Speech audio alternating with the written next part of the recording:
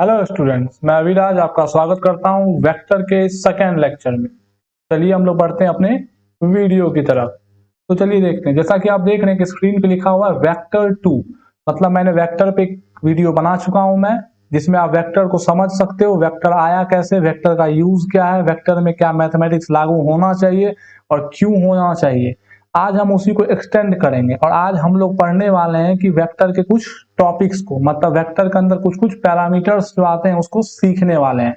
और फिर आने वाले वीडियोस में इसका हम लोग क्या करेंगे, यूज करेंगे। तो जो भी आपको सवाल सॉल्व करने के लिए पूरे कोर्स में अप टू फाउंडेशन जितना भी वेक्टर का यूज आ सकता है, मैं कोशिश करूंगा कि इस वीडियो में आपको बता दूं, ताकि आगे आने वाले वीडियोस में हम लोग अपने कोर्स को स्टार्ट कर सके। तो चलिए बढ़ते हैं अपने टॉपिक की तरफ। इससे पहले लेक्चर में मैंने वेक्टर्स के लास्ट टॉपिक को डिस्कस किया था, जो कि था पैरेलल शिफ्टमेंट ऑफ वेक्टर। और मैंने बताया था कि पैरेलल शिफ्टमेंट ऑफ वेक्टर जो है वो बहुत इंपॉर्टेंट टॉपिक है, वो बहुत महत्वपूर्ण टॉपिक है। मैंने क्या बताया था वो मैं थोड़ा सा आपको एक क्वेश्चन के थ्रू बता देता हूं, मैं रिकैप करा देता हूं थोड़ा सा, ताकि इस लेक्चर में एक फ्लो है और आपको चीजें समझ में आए। अदरवाइज अगर आप पहले लेक्चर को नहीं देखे हैं तो शायद ये लेक्चर आपको उतना समझ में नहीं आए। और अगर आप पहले से पढ़े हुए हैं किसी बुक से कहीं से तो फिर far and better, well and good, बहुत अच्छी बात है। तो आप इसे देख सकते हैं। अगर नहीं तो प्लीज और प्लीज पिछले लेक्चर को जाके देखें, तब इस लेक्चर पे आए। तो रिकैप में मैंने बात किया था, मेनली मैं इस चीज पे चर्चा करूंगा, parallel shiftment, parallel shiftment of vector, parallel shiftment of vector, मतलब वेक्टर का क्या, पैरेलल शिफ्टमेंट। अब ये होता क्या है, इस चीज को हम लोग थोड़ा सा देख लेते हैं। तो मान लेते हैं हमारे पास ये एक वेक्टर है और ये वेक्टर कुछ मान लेते हैं ए वेक्टर है। अब ये वेक्टर आपका हॉरिजॉन्टल के साथ कुछ एंगल थीटा बना रहा है। तो अगर आप इस वेक्टर के डायरेक्शन और मैग्नीट्यूड को चेंज नहीं करते हो, मैग्नीट्यूड चेंज करने का क्या मतलब, लेंथ को चेंज नहीं करना, और डायरेक्शन चेंज नहीं करने का क्या मतलब कि थीटा को चेंज नहीं करना, तो आप इस वेक्टर को पूरी दुनिया में कहीं भी उठा के लेके जाओ, ये वेक्टर ऐसा ही बिहेव करेगा जैसा अभी है। मतलब अगर मैं इसी वेक्टर को यहां बना दूं, लेंथ सब कुछ सेम रखा हूं मैंने और एंगल अभी भी थीटा, यहां बना दूं या इस वेक्टर को यहां बना दूं, बात समझ में आ रही है ना, या इस वेक्टर को मैं यहां बना दूं, अगर मैंने लेंथ को सेम रखा है और मैग्नीट्यूड को सेम रखा है तो वेक्टर को आप कितना भी पैरेलल शिफ्ट कर लो। अब देखो, डायरेक्शन को फिक्स रखने का मतलब क्या, पैरेलल शिफ्ट करना। जैसे कि आपको पता होगा, अगर मैं एक एग्जांपल दो, आप लोग जानते हो ये लाइन और ये लाइन, तीनों लाइन क्या पैरेलल है, क्योंकि तीनों हॉरिजॉन्टल के साथ सेम एंगल थीटा बना रहे हैं। तो ये लाइन लिखिए या फर्स्ट लाइन लिखिए या सेकेंड लाइन लिखिए या थर्ड लाइन लिखिए, तीनों क्या है, सेम है। अगर तीनों का लेंथ सेम होगा तो लाइन सेगमेंट भी सेम हो जाएगा। जैसे कि ये यहाँ से अगर हम लाइन सेगमेंट बना देते हैं तो तीनों का लेंथ भी सेम और एंगल भी सेम, तो इसको आप पैरेलली कहीं भी शिफ्ट कर देगा, इसका वैल्यू यही रहेगा। तो उसी तरह वेक्टर को अगर आप पैरेलल कहीं भी शिफ्ट करते हो तो उसका वैल्यू चेंज नहीं होता है। यही हम लोगों ने लास्ट टॉपिक में पढ़ा था। अब चलिए हम लोग अपने टॉपिक को आगे बढ़ाते हैं और इस चैप्टर में सीखते हैं सबसे इंपॉर्टेंट कॉन्सेप्ट्स को। तो सबसे पहला चीज जो हम लोग सीखने वाले हैं वो है angles between two vectors, angles between two vector. आखिर दो वेक्टर अगर आपको दिया हुआ है तो उसके बीच का कौन सा एंगल हम लोग लेते हैं, क्या कोई भी एंगल ले लेंगे, क्योंकि एक दो लाइन के बीच में दो एंगल बनता है, वो मैं दिखा रहा हूं आपको, टू वेक्टर्स। मैं क्या करने की कोशिश कर रहा हूं इस चीज को समझिए। कि मान लेते हैं कि आपके पास दो लाइन है, considered considered two lines, two lines. मान लेते हैं आपके पास दो लाइन है, चलिए देखते हैं वो दो लाइन क्या है। मान लेते हैं एक लाइन ये है और दूसरा लाइन आपका ये है। अब बताइए इस लाइन में और इस लाइन में कितने एंगल बन रहे हैं। तो आप बोलोगे सर एक एंगल तो ये बन रहा है थीटा वन और एक एंगल सर ये बन रहा है थीटा टू। बिल्कुल सही। मतलब जब दो लाइन कनेक्ट होते हैं, यहां से क्या समझ में आया, यहां से यही समझ में आया, when two line, when we join, when we join two line, two lines, there forms, there forms two angle between them, two angle between them, मतलब उनके बीच में कितना एंगल फॉर्म होता है, तो 2 एंगल फॉर्म होता है। इसलिए ये क्वेश्चन पूछना जायज है कि सर लेना कौन सा एंगल है, एंगल तो 2 फॉर्म होता है, तो सर लेंगे कौन सा एंगल, अब वही क्यों लेंगे, ये भी सवाल है, पर वही क्यों लेंगे हम लोग देखेंगे इस दोनों क्वेश्चन का जवाब। तो जी हाँ, हम लोग वेक्टर्स के बीच में एंगल लेने समय सोचते हैं कि कौन सा एंगल लेना है। ठीक उसी प्रकार when we have two vectors, we considered two vectors, हम लोगों ने मान लिया कि 2 वेक्टर है हमारे पास, मान लेते हैं कि वेक्टर ये है और दूसरा वेक्टर क्या आपका ये है। तो बताइए ये वेक्टर मान लेते हैं कुछ ए वेक्टर है और ये वेक्टर मान लेते हैं कुछ बी वेक्टर है। तो बताइए इसके बीच में एक एंगल तो ये बन रहा है कुछ θ1 और दूसरा एंगल क्या बन रहा है, ये बन रहा है कुछ θ2। तो लाइन के केस में तो कोई दिक्कत नहीं है, पर वेक्टर के केस में सतर्क होना पड़ता है। देखिए अगर ऐसा कुछ लिखा रहे फिगर और दूसरा फिगर कुछ ऐसा रहे, मान लेते हैं कि ये ए वेक्टर है और ये आपका बी वेक्टर, अभी सब कुछ सेम है, ए वेक्टर और ये आपका बी वेक्टर, अभी भी देखिए कितना एंगल बन रहा है, एक θ1 मान लेते हैं और दूसरा कौन सा बन रहा है, θ2 बन रहा है। ये केस हो गया। एक केस मैं बना रहा हूं, मान लेते हैं कि ये आपका एक वेक्टर है और यहाँ पे ये आपका एक वेक्टर है, मान लेते हैं ये आपका ए वेक्टर है और ये आपका क्या है, बी वेक्टर। एक एंगल ये बन रहा है θ1 और एक एंगल ये बन रहा है θ2। तो आप देख रहे हैं कि आपके पास 3 केस है, केस 1, केस 2, केस 3। तो आपके पास 3 केस है। अब सबसे पहला सवाल ये आता है तो सब वेक्टर ही, तो वेक्टर होने के बाद भी देखिए आपको 3 फिगर देखने को मिल सकता है। अगर आप सोचिएगा कि कितने प्रकार से एंगल आखिर वेक्टर में बन सकते हैं, तो मेनली हमको 3 केसेस दिखने को मिलेंगे। आप इससे ज्यादा और कोई वैरायटी से नहीं बना सकते हो। बात समझ में आ रही है ना, मेनली आपको 3 केसेस मिलेंगे। अब सवाल पैदा होता है कि आखिर हम लोग वेक्टर के कौन से एंगल के बारे में बात करेंगे, आखिर हम लोग वेक्टर का कौन सा एंगल लेंगे। तो चलिए देखते हैं अगले स्लाइड में इस चीज को।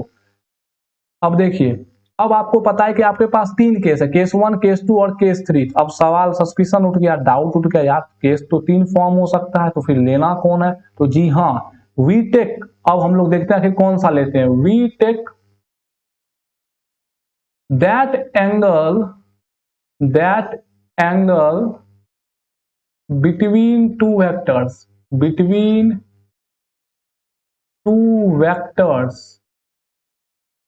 which is, जो कि क्या हो, which is a smaller angle, जो कि आपका क्या हो, छोटा वाला एंगल हो। स्मॉलर एंगल पहले तो ध्यान में रखना, and formed by joining the tail to tail, या तो टेल टू आपका टेल ज्वाइन हो रहा है और head to head, head to head. इसका क्या मतलब हुआ, अगर हम लोग तीनों केस को दोबारा से ध्यान से देखें, चलिए मैं कलर चेंज कर लेता हूं ताकि आपको पता चल सके। अगर आप इसको दोबारा देखिए तो मैंने क्या बोला, आप वही एंगल लोगे 2 वेक्टर के बीच में जो कि सबसे पहला बात तो क्या हो, स्मॉलर हो, और दूसरा बात क्या हो, या तो हेड टू हेड जुड़ा होना चाहिए या तो टेल टू टेल जुड़ा होना चाहिए। अगर इस दोनों में से केस अगर नहीं होता है ऐसा केस, तो वो उसका वेक्टर के बीच का एंगल नहीं होगा। इस बात को आप ध्यान में रखिए, वो वेक्टर के बीच का एंगल नहीं होगा। तो चलिए हम लोग देखते हैं प्रीवियस एग्जाम्पल में। अब बताइए केस 1 में क्या आपको दिख रहा है। केस 1 में दोनों कंडीशन को फुलफिल करिए। सबसे पहले देखिए क्या दोनों वेक्टर टेल टू टेल जुड़े हुए हैं या तो हेड टू हेड जुड़े हुए हैं। तो आप बोलिएगा सर ये होता है वेक्टर का टेल, सर ये होता है वेक्टर का हेड, तो ये वेक्टर का टेल हेड मिल गया हमको। अब सर ये होता है इस वेक्टर का हेड और ये होता है टेल और ये होता है इसका हेड। तो सर यहाँ हमको दिख रहा है कि 2 वेक्टर जो है टेल टू टेल अटैच्ड हैं, मतलब हमारा सबसे पहला कंडीशन फुलफिल हो गया। अगर हमारा टेल टू टेल अटैच्ड है, एक चीज मैं आपको बता देना चाहता हूं कि दो वेक्टर के बीच में एंगल भी तभी फॉर्म होता है ना जब आपका vector tail to tail attach हो या फिर हेड टू हेड अटैच हो। तो यहाँ पे हमारा कंडीशन फुलफिल हो रहा है। हम लोग कह सकते हैं कि ये जो θ1 और θ2 है ये दो वेक्टर के बीच का एंगल है। अब देखिए जब आपको पता चल गया कि दो वेक्टर के बीच का एंगल कौन सा है तो अब चुनिए जो सबसे छोटा एंगल होगा वही होगा दो वेक्टर के बीच का एंगल। तो बताइए यहाँ एंगल बिटवीन टू वेक्टर क्या हो जाएगा, angle between A vector and B vector क्या हो जाएगा, वो हो जाएगा θ1। तो आपको दोनों कंडीशन को ध्यान में रखना है। सबसे पहले तो दो वेक्टर के बीच में एंगल तभी फॉर्म होगा जब या तो वो टेल टू टेल जुड़े या तो हेड टू हेड अटैच्ड हो। दूसरी बात जब आपको ये मिल गया कि टेल टू टेल या हेड टू हेड अटैच्ड है तब आपको इस बात का ध्यान देना है कि दोनों के बीच में छोटा एंगल कौन सा है ये लेना है। तो चलिए अब बढ़ते हैं केस 2 की तरफ। तो बताइए केस 2 में क्या ये टेल टू टेल अटैच्ड है, नहीं। देखिए यहाँ पे पहले वेक्टर का हेड है और दूसरे वेक्टर का क्या है, टेल है। तो सबसे पहला condition, condition 1, condition of tail to tail या head to head not fulfil, not fulfil मतलब फुलफिल नहीं हुआ। तो जब कंडीशन 1 फुलफिल नहीं हुआ तो सेकंड पे जाना क्या।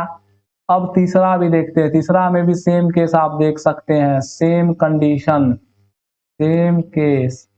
तो आप देख सकते हैं कि इन दोनों केसेस में हमारा वेक्टर एंगल फॉर्म ही नहीं कर रहा है। तो हम लोग वेक्टर के बीच का एंगल क्या लिखेंगे। अब सवाल पैदा ये होता है कि सर फिर इस दोनों वेक्टर के बीच का अगर हमको पूछ दिया कि एंगल क्या होगा तो फिर हम लोग क्या करेंगे। सर एंगल तो कुछ ना कुछ बनाएगा, दो वेक्टर मान लेते दुनिया में सर कहीं पे भी है, अगर उसको आके हम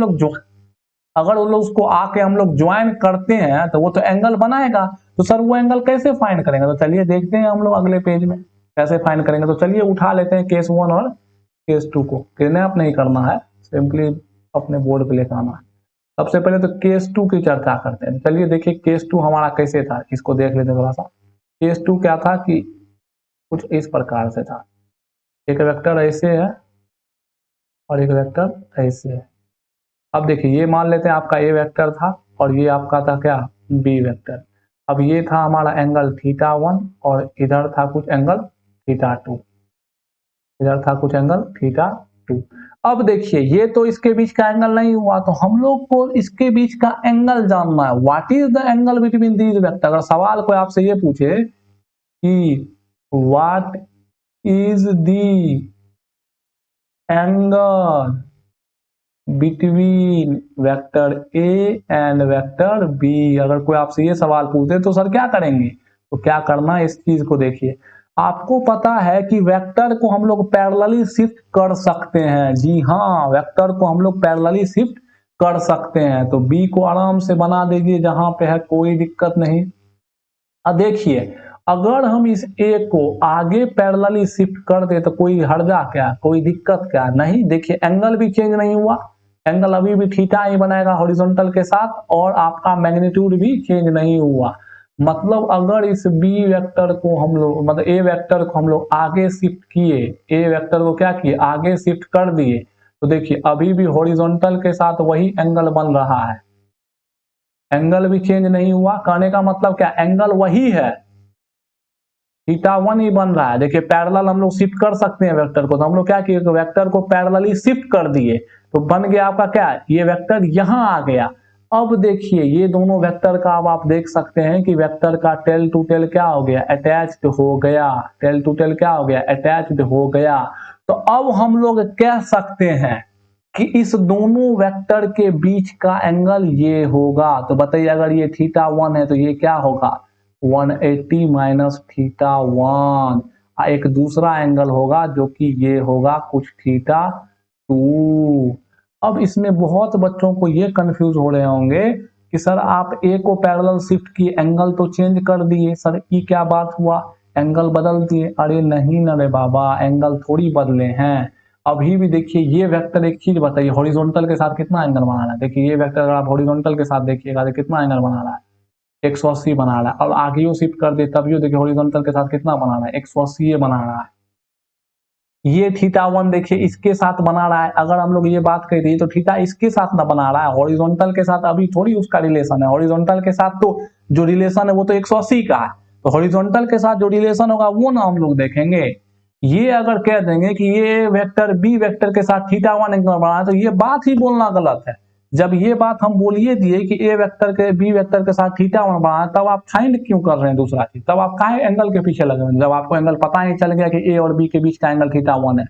तो जब ये बात मालूम है कि ए और बी के बीच का एंगल θ1 नहीं है, तो ई तो बहलाने के लिए दिया है आपको, तो ये तो मालूम ही नहीं है, तो इसीलिए तो इसको शिफ्ट किया। और कंडीशन की शिफ्टिंग में एंगल चेंज नहीं होगा, तो कहां से देखते हैं, हॉरिजॉन्टल से देखते हैं। देखिए हॉरिजॉन्टल से अभी भी 180 बना रहा है, तो अब आप क्या बोलिएगा, थीटा इस दोनों के बीच का क्या है, थीटा है 180 माइनस θ1। अब देखिए कंडीशन क्या लगाना पड़ेगा, आपको लेना होगा स्मॉल एंगल। अब देख लीजिएगा जो स्मॉल एंगल होगा वही लेंगे हम लोग। देखिए पहला कंडीशन तो आपको ये समझ में आ गया कि क्यों टेल टू टेल जुड़ना चाहिए, क्यों हेड टू हेड जुड़ना चाहिए। क्यों, क्योंकि आपको पता है कि हम लोग वेक्टर को पैरेलली शिफ्ट कर सकते हैं। तो जब वेक्टर को पैरेलली शिफ्ट कर सकते हैं तो आप एक चीज बताइए, आप केस 1 लीजिए या केस 2 लीजिए, आप केस 2 लीजिए या फिर केस 3 लीजिए। केस 2 और केस 3 को आप रिड्यूस करके केस 1 पे पहुंचा सकते हैं, मतलब फिगर आप वैसा ला सकते हैं। आपको पता है कि इवन अगर हम लोग केस 1 और केस 2 लेते हैं, इवन वी टेक केस 2 और case 3, we reach at one conclusion of case 1 that the angle is formed when tail to tail attach होगा या तो हेड टू हेड। क्योंकि इसलिए बताइए क्योंकि 4 रूल बना के क्या करेंगे, जब देख रहे हैं कि केस 2 और केस 3 तीनों को अगर हम लोग वेक्टर के प्रॉपर्टी का यूज करते हैं तो वापस वही केस 1 पे आ जाता है। केस 1 यानी क्या, केस 1 एग्जैक्टली नहीं, केस 1 के कॉन्सेप्ट पे आ जाता है, यानी कि वेक्टर को टेल टू टेल जोड़े और हेड टू हेड जोड़े। तो एक रूल तो बनाना ना पड़ेगा, या तो आप केस 2 को ही रूल बना दीजिए, तब आपको सभी वेक्टर को केस 2 की तरह दिखवाना होगा, तभी आप बोल सकते हैं कि वो उसका एंगल होगा। तो हम लोग एक रूल बना दिए, एक रूल बनाए कि एक केस ले लो और उसी केस पे देख रहे हैं सब वेक्टर रिड्यूस हो रहा है, तो हम लोग हर वेक्टर को उसी केस पे रिड्यूस कर देते हैं। अगर आपका मर्जी होता ना तो आप ऐसा रूल बना देते हैं कि 2 वेक्टर के बीच का एंगल तब फॉर्म होगा जब एक का हेड और दूसरे का टेल जुड़ेगा। तो बना दीजिए, कोई दिक्कत नहीं है। लेकिन यहाँ प्रॉब्लम और कंडीशन क्या आएगा कि तब क्या करना होगा कि आपको सभी वेक्टर का अगर हेड से टेल जोड़ना होगा, अगर टेल टू टेल जुड़ा हो तो हटा के उसको हेड से हेड जोड़ना होगा और ऐसे केस पे लेकर आना होगा।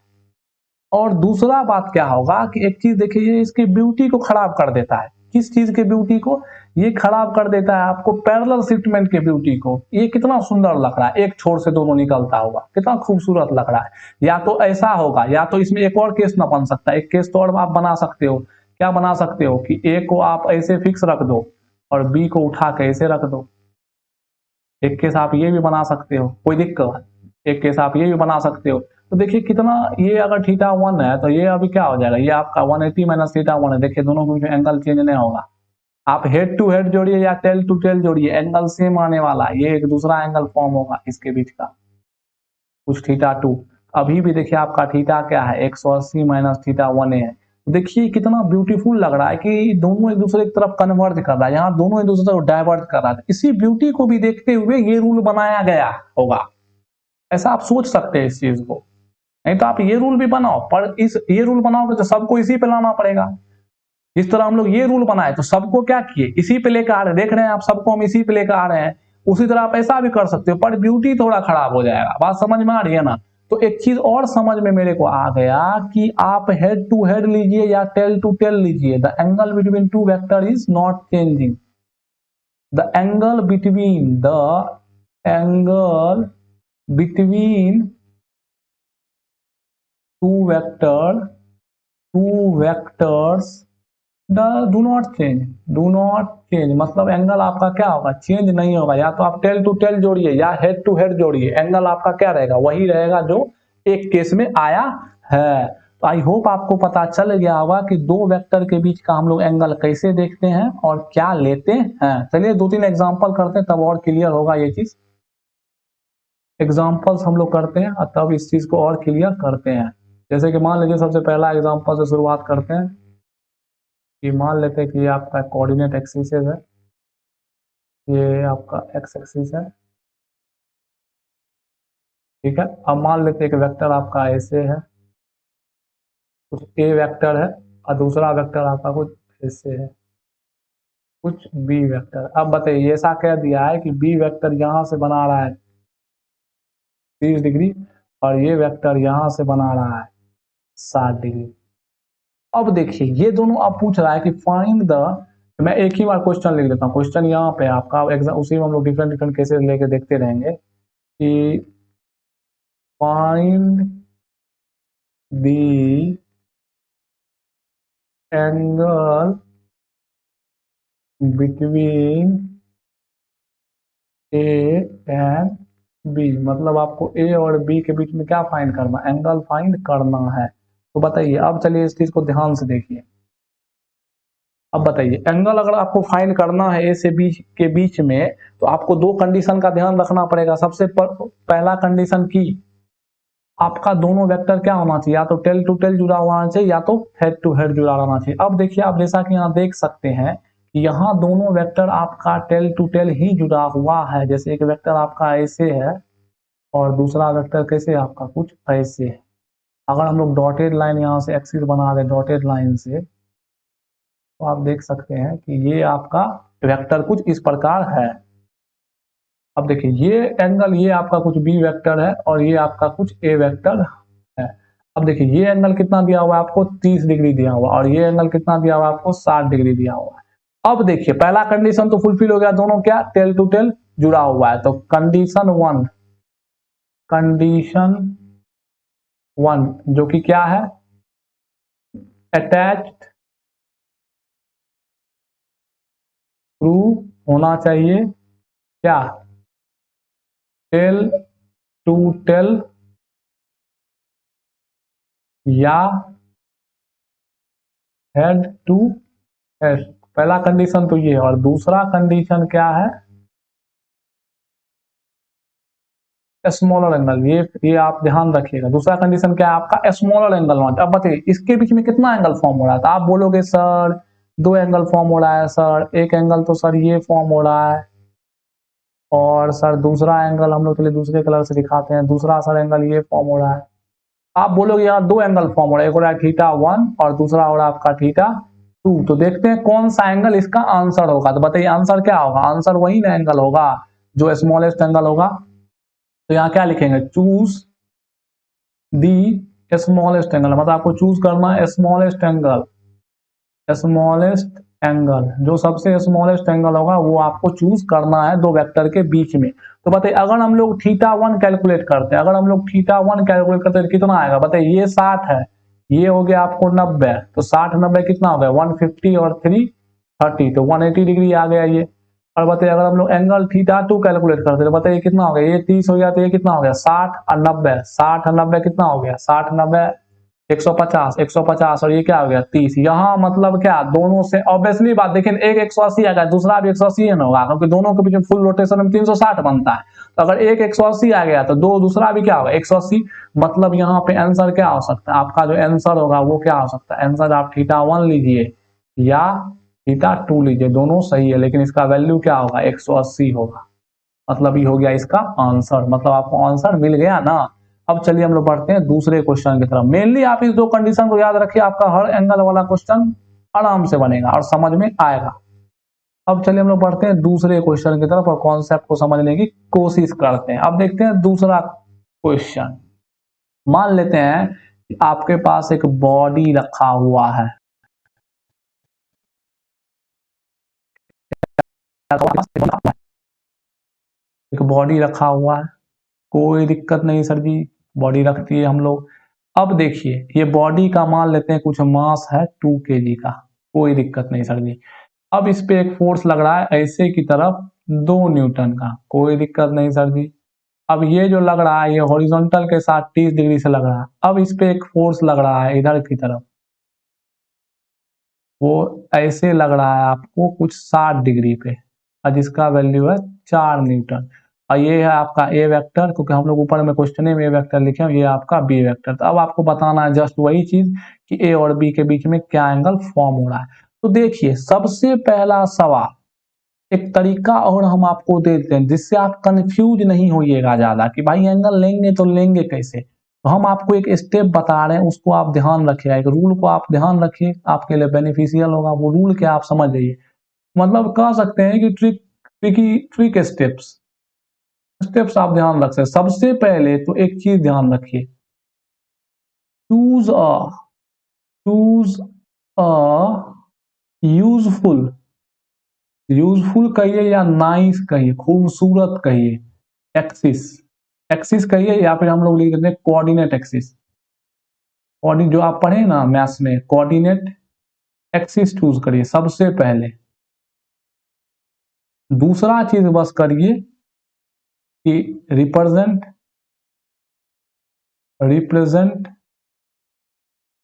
All the vectors at origin पे सभी वेक्टर्स को दिखा दीजिए। आप इस दोनों रूल को फॉलो करिए, आपको कोई दिक्कत नहीं, मतलब आराम से आप बना लीजिएगा। चलिए तो सबसे पहले स्टेप लगाते हैं। सबसे पहले क्या करते हैं, एक एक्सिस चूज करते हैं हम लोग, तो एक हॉरिजॉन्टल एक वर्टिकल एक्सिस बना लिए, कोई दिक्कत नहीं। जब मैं आपको काइनेमेटिक्स पढ़ाऊंगा तो उसमें सबसे पहला लेक्चर जो मैं आपको लेने वाला हूं, या ये बेसिक मैथ में मैं क्या करूंगा कि एक लेक्चर लूंगा मैं कोऑर्डिनेट एक्सिस पे, हो सकता है या तो काइनेमेटिक्स में लूं, जो कि आपको मैं बताऊंगा कि आपको एक्सिस भी क्वेश्चन के हिसाब से चुनना है, ताकि आप आसानी से चीजों को समझ पाए। बात समझ में आ रही है ना? तो चलिए हम लोग देखते हैं आगे इस चीज को। सबसे पहले तो एक एक्सिस चुन लिए, कोई दिक्कत नहीं। अब सबको रिप्रेजेंट कर दे, यहाँ बताइए कितना वेक्टर, यहाँ करोड़ों वेक्टर हो ना, कोई दिक्कत नहीं, सबको आप ओरिजिन के रिस्पेक्ट में रिप्रेजेंट कर दीजिए। तो बताइए ओरिजिन के यहाँ लिख देते हैं, ओरिजिन के रिस्पेक्ट में ज्यादा अच्छा लगेगा, रिस्पेक्ट में। अब देखिए सबसे पहले 2 न्यूटन, खटाक से 2 न्यूटन को क्या किया, अब चलिए दूसरा कलर यूज करते हैं, थोड़ा खूबसूरत लगना चाहिए ना। चलिए सबसे पहले हम लोग क्या किए, 2 न्यूटन को यहाँ पे रिप्रेजेंट कर दिए, ये है आपका 2 न्यूटन। अब बताइए 2 न्यूटन हॉरिजॉन्टल के साथ में बनाया 30 डिग्री, आपका हॉरिजॉन्टल यही ना है, एक्स एक्सिस को हम लोग हॉरिजॉन्टल कहते हैं, कोई दिक्कत नहीं। अगला क्या है, 60 न्यूटन। चलिए 60 न्यूटन जैसा दिख रहा है वैसे ही दे, 60 न्यूटन। और बताइए ये भी हॉरिजॉन्टल एक साथ में बना रहा है, तो ये कितना बना रहा है, 60 डिग्री, सॉरी 60 न्यूटन बोल रहे हैं, 4 न्यूटन, ये ऐसा बना रहा है, कोई दिक्कत को। अब देखिए अब आपको क्या लग गया, अब आपको ये देखने में थोड़ा सिंपल लग रहा होगा, बात समझ में आ रही है। अब क्या करिए कि फिर से इसको सॉल्व करिए, बनाइए खट खट एक्सिस। अब आप दोनों कंडीशन को फुलफिल करिए। वो कंडीशन क्या है, कंडीशन नंबर 1 और कंडीशन नंबर 2, दोनों का आप फुलफिल कराइए। पहला कंडीशन की दोनों को टेल टू टेल जोड़िए या तो हेड टू हेड जोड़िए। देखिए 2 न्यूटन अपना आराम शांति से बैठा है, तो इसको लाने दीजिए, इसको डिस्टर्ब मत करिए, आराम से रख दीजिए इसको 2 न्यूटन को। और देखिए 6 न्यूटन को क्या, सॉरी 4 न्यूटन क्या करिए, पैरेलली शिफ्ट कर दीजिए इधर की तरफ, पैरेलली शिफ्ट करिए। चलिए कोई दिक्कत नहीं, कर देते हैं पैरेलली शिफ्ट। कितना है, कितना है भाई, 4 न्यूटन कर दिए हम लोग, क्या पैरेलली शिफ्ट कर दिए, कोई दिक्कत नहीं। अब एक चीज बताइए मेरे को, आप बताइए यहाँ पे ये जो पैरेलली शिफ्ट हुआ है, तो चलिए अब हम लोग क्या किए, टेल टू टेल मिला दिया। हमको गिवन क्या दिया, हमको गिवन है ये दिया हुआ कितना, 60 डिग्री का एंगल गिवन है, कोई दिक्कत नहीं सर जी। अब आप यहाँ पे देखिए चीजों को, ये 60 डिग्री दिया हुआ है, अब हमको क्या निकालना, इसके बीच का ये एंगल हम लोग को क्या करना, फाइंड करना। कोई दिक्कत, हमें कौन सा एंगल फाइंड करना, हमें ये एंगल फाइंड करना है। अब बताइए, अब मैं दूसरा कलर यूज करता हूं ताकि आपको अच्छे से दिखे। अब बताइए ये 60 है तो ये कितना होगा आपका, 30 होगा। अब बताइए ये 30 होगा तो ये कितना होगा, ये सॉरी ये 30 है आपको दिया हुआ, तो ये कितना होगा आपको, 60 होगा। अब बताइए ये 60 है, ये 30, हम यही तो फाइंड करना। अब बताइए ये एंगल अगर आपका 30 है तो ये एंगल कितना होगा? अरे भाई ये एंगल 30 है तो ये एंगल भी कितना होगा आपका? 30 ही ना होगा। वर्टिकली अपोजिट एंगल बाबू, वर्टिकली अपोजिट एंगल, घबराइए नहीं। ये क्या आपका वर्टिकली अपोजिट एंगल नहीं समझ पा रहे हैं? देखिए इसको ऐसे समझिए, ये आपका बीच में एगो लाइन है, ऐसे करके एक लाइन कटा हुआ है। देखिए ये जो एक लाइन है ये एंगल इसके बराबर नहीं होगा। ये कैसे हम लोग लेते हैं? वर्टिकली अपोजिट एंगल है तो ये बताइए अगर आपका 30 है, VOI है वर्टिकली अपोजिट एंगल VOA, बताइए ये 30 है तो आपका ये भी 30 होगा। और बताइए तो ये आपका क्या हो गया? 60। आप यहाँ से ये भी बोल सकते हो कि सर ये 60 है तो ये भी 60, दोनों सही बात है। तो ये भी 60 हो गया आपका। देखिए 60 30 90 भी पूछ रहा है तो मतलब इस दोनों के बीच में कितना एंगल है? अगर इस दोनों के बीच में 2 एंगल फॉर्म हो रहा है, एक एंगल ये भी फॉर्म हो रहा है, तो बताइए ये तो ज्यादा है 90 से, तो थीटा होगा ये दोनों के बीच का, वो कितना होगा? 60 डिग्री प्लस 30 डिग्री यानी कि 90 डिग्री। मतलब ये दोनों वेक्टर के बीच में कितना एंगल फॉर्म हो रहा है? 90 डिग्री फॉर्म हो रहा है। बात समझ में आ रही है ना? तो इस दोनों चीज को आप ध्यान में रखिए, आपको सवाल बन जाएगा। चलिए एक अंतिम सवाल लेते हैं, यहीं पे लूंगा सवाल, यहीं पे सिलेक्ट कर लेते हैं सवाल को। चलिए यहाँ पे थोड़ा सा डिस्टेंस लेके सिलेक्ट कर लेते हैं अपने सवाल को। चलिए अंतिम क्वेश्चन देखते हैं एंगल्स पे, उसके बाद हम लोग आगे बढ़ेंगे। आप इस कॉन्सेप्ट का यूज करिए, आपको जो क्वेश्चन एंगल का फॉर्मेशन वाला आएगा सब बन जाएगा, कोई दिक्कत नहीं होगा आपको। चलिए हम लोग अंतिम क्वेश्चन देखते हैं और थोड़ा सा इसको टफ लेने की कोशिश करते हैं। चलिए सोचते हैं, तो मान लेते हैं कि आपके पास कुछ वेक्टर्स दिए हुए हैं, ए वेक्टर है, ये 30 डिग्री है, कुछ बी वेक्टर है 60 डिग्री है, कुछ सी वेक्टर है, सी वेक्टर है जो कि 40 डिग्री है, डी वेक्टर है 120 डिग्री। अब आपको इन सबों को एक जगह अरेंज करके एंगल बताना, ए और बी के बीच में एंगल बता दीजिए, कोई दिक्कत नहीं, लेकिन हम लोग सब के पे एक बार देख लेते हैं।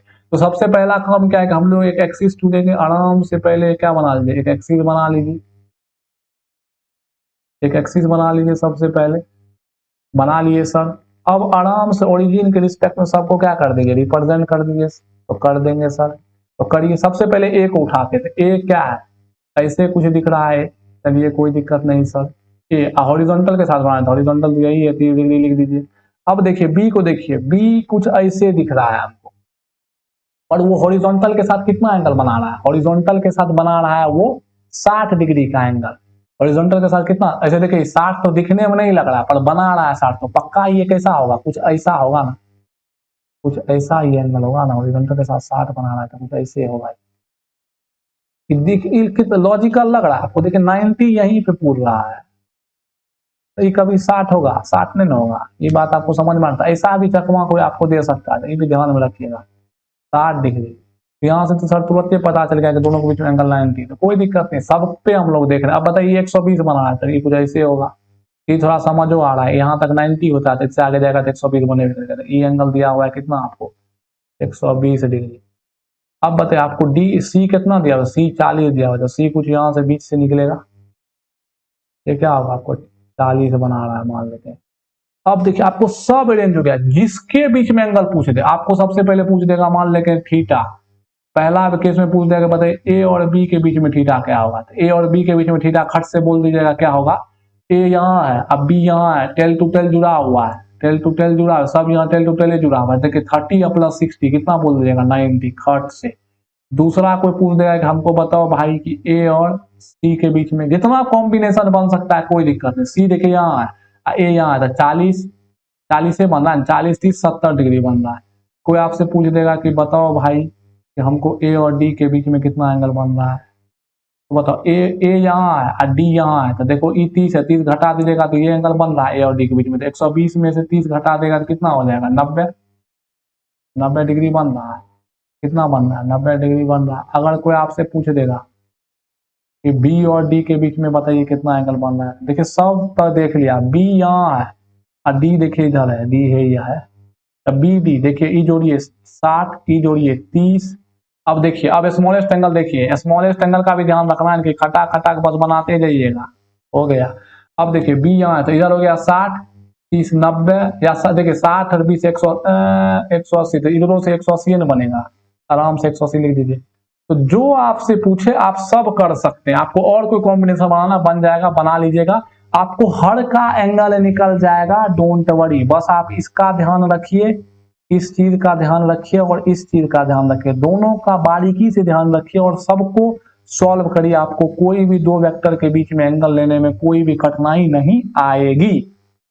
अब चलिए हम लोग बढ़ते हैं आगे इसके टॉपिक्स में। तो अब हम लोगों ने देख लिया कि दो वेक्टर के बीच में एंगल क्या होता है। अब हम लोग बढ़ते हैं ऑपरेशंस ऑन वेक्टर पे। ऑपरेशन ही करने जा रहे हैं, समझिए। Operations on vector. वेक्टर पे क्या क्या ऑपरेशन है, मैंने आपको कल बताया था कि अलजेब्रा लगाते हैं हम लोग। देखिए वेक्टर पे जो ऑपरेशन होता है मेनली वो दो प्रकार का होता है, एक होता है एडिशन और दूसरा होता है मल्टीप्लीकेशन। दो ही प्रकार का ऑपरेशन होता है। आप बोलोगे सर मैथ्स में तो 3-4 को ऑपरेशन, सर सब्ट्रैक्शन कहाँ गया, सब डिवीजन कहाँ गया। तो वेक्टर्स में सब्ट्रैक्शन और डिवीजन नहीं होता है। इन वेक्टर्स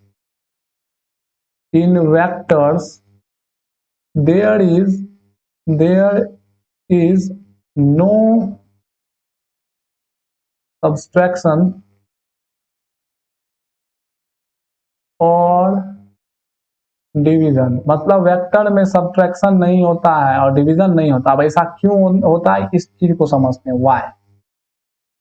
अब देखिए मान लेते हैं कि आपके पास दो वेक्टर है, एक वेक्टर ए है और दूसरा वेक्टर क्या है, बी है। तो अब इस पे हम लोग चलते हैं, सब ऑपरेशन करते हैं। सबसे पहला जो ऑपरेशन होगा वो होगा एडिशन का ऑपरेशन। चलिए एडिशन का ऑपरेशन करके देखते हैं। बताइए एडिशन का ऑपरेशन का मतलब क्या होगा, ए वेक्टर प्लस बी वेक्टर। अब देखिए आपको पता है कि ये नॉर्मल मैथ से सॉल्व नहीं होगा, इसके लिए हमको वेक्टर का मैथ आना चाहिए, जो कि मैं बता रहा हूं आपको कि आप हायर क्लासेस में सीखोगे। अभी मैं आपको क्या क्लियर कर देता हूं कि हम लोग दो वेक्टर को कैसे ऐड करते हैं और कैसे मल्टीप्लाई करते हैं, ये मैं आपको नहीं सिखाने वाला हूं, ये आपको हायर लेवल पे सीखना है। आपके पूरे फिजिक्स में जो भी वेक्टर से सवाल आएगा क्लास 9-10 में वो सब चीज सॉल्व हो जाएगा, जितना मैंने बेसिक्स मैथ्स में पढ़ाया या मैं पढ़ाऊंगा। आपको इसके अलावा कुछ नहीं पढ़ना है। पर फिर भी अगर आपकी इच्छा, आपका इंटरेस्ट है कि मैं सर आगे जानना चाहता हूं, तो आप और दूसरों के वीडियोस इस 11-12 के कॉन्सेप्ट को देख सकते हो, बुक्स पढ़ सकते हो अच्छे अच्छे और अपने नॉलेज को इनरीच कर सकते हो। पर मुझे जितना जरूरी है मैं उतना आपको डेफिनेटली दे दूंगा। तो मैं आपको इस लेक्चर में ऑपरेशंस के बारे में नहीं बतलाने वाला हूं, बस ये बताऊंगा कि ऑपरेशन होते कितने प्रकार के हैं। तो ये हो गया एडिशन। अब ये सिंपल नहीं ऐड होगा, नॉट सिंपली ऐड। आप सिंपली ऐड नहीं कर सकते, आपको डायरेक्शन का भी ध्यान रखना पड़ेगा कि दोनों। अब दूसरा जो चीज आता है मैथ्स में, आप जानते हो सब्सट्रैक्शन। अब समझिए कि सब्सट्रैक्शन होता क्या है। सब्सट्रैक्शन में आखिर होता क्या है कि सब्सट्रैक्शन नहीं होता। सब्सट्रैक्शन का आप क्या कर सकते हो, ए वेक्टर है, अब माइनस क्या करोगे, बी वेक्टर। अब देखिए क्या आप इसको ऐसे नहीं लिख सकते हो क्या, ए वेक्टर अब प्लस अब माइनस बी वेक्टर। तो माइनस बी वेक्टर बताओ है क्या हुआ, अगर कोई ए वेक्टर है, मैं क्या कर रहा हूं, अगर आपको समझिए बात को, इधर आपको कोई ए वेक्टर दिया हुआ, ए वेक्टर मान लेते हैं ऐसे दिया हुआ, ये आपका ए वेक्टर हुआ। आपको पता है माइनस ए वेक्टर क्या होगा। अब बताइए दोनों का मैग्नीट्यूड क्या, अगर मैं यहाँ सीधा पूछूं कि मैग्नीट्यूड बताइए मुझे क्या, तो बताइए क्या मैग्नीट्यूड निगेटिव होता है क्या।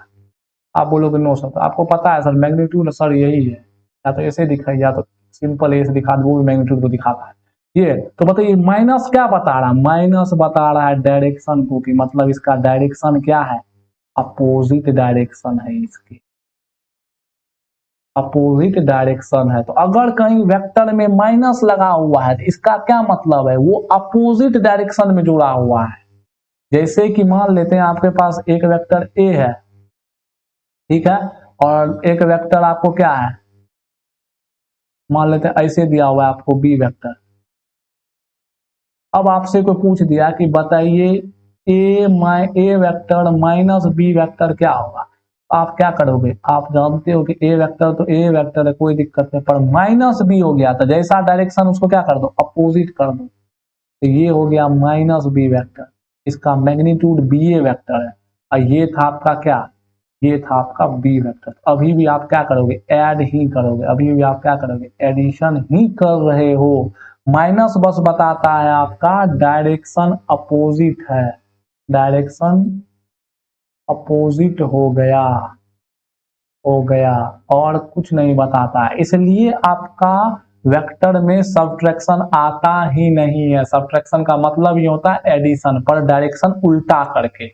बात समझ में आ रही है ना?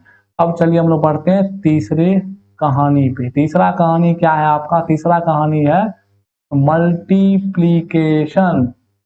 मल्टीप्लीकेशन तो दो वेक्टर को हम लोग जो मल्टीप्लाई करते हैं, ए वेक्टर इंटू बी वेक्टर, तो यहाँ पे दो प्रकार के मल्टीप्लीकेशन होते हैं, क्योंकि एक होते हैं डॉट प्रोडक्ट और एक होता है क्रॉस प्रोडक्ट। अब ये सब आपको नहीं सीखना है, बस जान लीजिए दो वेक्टर, एक वेक्टर दो वेक्टर को दो तरीके से मल्टीप्लाई किया जाता है, एक है डॉट प्रोडक्ट और दूसरा है क्रॉस प्रोडक्ट। अब इसमें डिवीजन क्यों नहीं होता है? क्योंकि आपको पता है division is also a form of multiplication. अगर डिवीजन की बात करें तो ए वेक्टर बटा बी वेक्टर लिखिएगा, तो इसका क्या मतलब? इसका मतलब है कि ए वेक्टर या तो क्रॉस होगा या तो डॉट होगा अपॉन 1/बी वेक्टर, ये है इसका ये मतलब है। तो डिवीजन नहीं होता। तो मेनली दो ही प्रकार के ऑपरेशन होते हैं, एक होते हैं एडिशन और दूसरा होता है मल्टीप्लीकेशन। तो ये था आपका ऑपरेशन ऑफ वेक्टर। अब सवाल उठता है कि सर हम लोग ऑपरेशन करते कैसे हैं, क्या मैथमेटिक्स है? तो ये आपको अभी नहीं सीखना है, ये आप हायर क्लासेस में जाके सीखोगे। तो अब चलिए बढ़ते हैं हम लोग वेक्टर के जो सबसे इंपॉर्टेंट टॉपिक है, जो कि पूरे फिजिक्स में आपको यूज होने वाला है, उसके तरफ हम लोग बढ़ते हैं। अब देखिए उसके तरफ बढ़ने से पहले एक टॉपिक मैं आपको पढ़ा देना चाहता हूं, जो कि मैंने आपको बोला कि बेसिक मैथ्स के अगले लेक्चर में पढ़ाऊंगा और या फिर काइनेमेटिक्स पढ़ाऊंगा, आगे भी यूज कर बता दूंगा कुछ, लेकिन उसको मैं पहले बता देना चाहता हूं कि एक्सिस कैसे चुनते हैं हम लोग। एक्सिस चुनने का कॉन्सेप्ट ये आप ध्यान में रखो। Choosing a axis, choosing a nice axis, nice coordinate system, coordinate axis. आपको हमेशा एक अच्छा और खूबसूरत सा एक्सिस चुनना। खूबसूरत का मतलब नहीं है देखने में, मतलब जो यूजफुल हो। नाइस का क्या मतलब हो गया? यूजफुल एक्सिस होना चाहिए। बात समझ में आ रही? जैसे कि इस चीज को मैं एग्जांपल से आपको समझाऊंगा। अब मान लेते हैं कि आपके पास एक हॉरिजॉन्टल सरफेस पे एक बॉक्स रखा हुआ है और इस बॉक्स एम मास का, इस पे दो तीन प्रकार के फोर्स लग रहे हैं, ऐसे ऐसे करके फोर्स लग रहे हैं, ऐसे भी फोर्स लग रहे हैं, तो ढेर सारे फोर्स लग रहे हैं। मान लेते हैं F1 है, ये कुछ F2 है, ये कुछ F3 है, ये F4 है, ये सब वेक्टर ही है। मैंने एरो नहीं दिखाया, आप समझ जाइए इस चीज को, बोल्ड बोल्ड से लिख दिया। इतने प्रकार के फोर्स लग रहे हैं। अब देखिए इन सबों फोर्स को मैंने क्या बोला, अगर आपको रिजल्टेंट निकालना है फिर एंगल निकालना, तो आप क्या करिए, एक सबको जो है एक्सिस के अबाउट लिख दीजिए। तो यहाँ पे देखिए, यहाँ पे हम लोगों ने कैसा एक्सिस चुना, एज यूजुअल वाला एक्सिस चुना, एज यूजुअल वाला एक्सिस चुना। कोई दिक्कत, जो जानते हैं तो वही एक्सिस चुन लिए। अब ये केस तो सिंपल था कि सबको हॉरिजॉन्टल और वर्टिकल की तरफ देख लिए, सबको हॉरिजॉन्टल और वर्टिकल की तरफ देख लिए। अब मान लेते हैं आपके पास ऐसा एग्जांपल आ गया कि मान लेते हैं आपका एक वेज है और ये आपका वेज है जिसका मास m है और ये ग्राउंड पे ऐसे करके फिक्स रखा हुआ है। अब इस पे एक बॉडी ऐसे ट्रेवल कर रहा है नीचे की तरफ। अब बताइए ये नीचे की तरफ ट्रेवल कर रहा है, तो अब देखिए यहाँ पे आप दो एक्सिस चुन सकते हैं। यू कैन, क्योंकि देखिए इसमें फोर्स लग रहा है, mg लग रहा है, नॉर्मल बहुत कुछ लगेगा। You can choose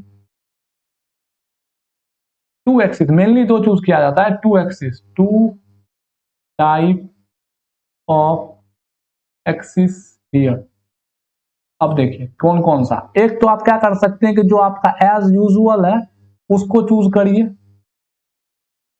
as usual जो है उसको चूज करिए। मतलब देखिए यहाँ पे एक ग्रेविटी का फोर्स लगेगा नीचे की तरफ, एक यहाँ पे ऐसे नॉर्मल लगेगा, ये सब देखेंगे हम लोग आगे आने वाले वीडियोस में। मैं अभी बस एक्सिस के बारे में बता रहा हूँ। तो या तो आप एज यूजुअल तोड़िए, मतलब आपका एक्सिस कुछ यहाँ पे अगर ड्रॉ करिएगा तो कैसा एक्सिस बनेगा, कुछ ऐसा एक्सिस बनेगा सिंपली अगर आप ड्रॉ करिएगा। तो या तो आप एज यूजुअल जैसे चुनते हैं वैसे एक्सिस चुनिए, या तो आप क्या करिए कि इनक्लाइन प्लेन के लॉन्ग एक्सिस चुनिए। मतलब एक एक्सिस ऐसा चुनिए और आपको पता है कि एक्सिस ऐसा ही होना चाहिए, जरूरी नहीं है, बस परपेंडिकुलर होना चाहिए रेक्टेंगुलर एक्सिस। वैसे बिना परपेंडिकुलर वाला भी एक्सिस होता है, पर हम लोग कौन सा पढ़ते हैं, कार्टेशियन रेक्टेंगुलर एक्सिस पढ़ते हैं ना। अगर आप एक एक्स एक्सिस ऐसे चुनते हैं तो आपका वाई ऐसे होना चाहिए, बस एक दोनों के म्यूचुअली परपेंडिकुलर होना चाहिए और कुछ नहीं चाहिए। ऐसा नहीं जैसे एक अगर एक्स आप इसको बोल दिए तो वाई आप इसको बोल दीजिएगा, ऐसा मत कर दीजिएगा। ये हो गया आपका वाई, तो गलत हो जाएगा। ये हो गया आपका क्या, वाई।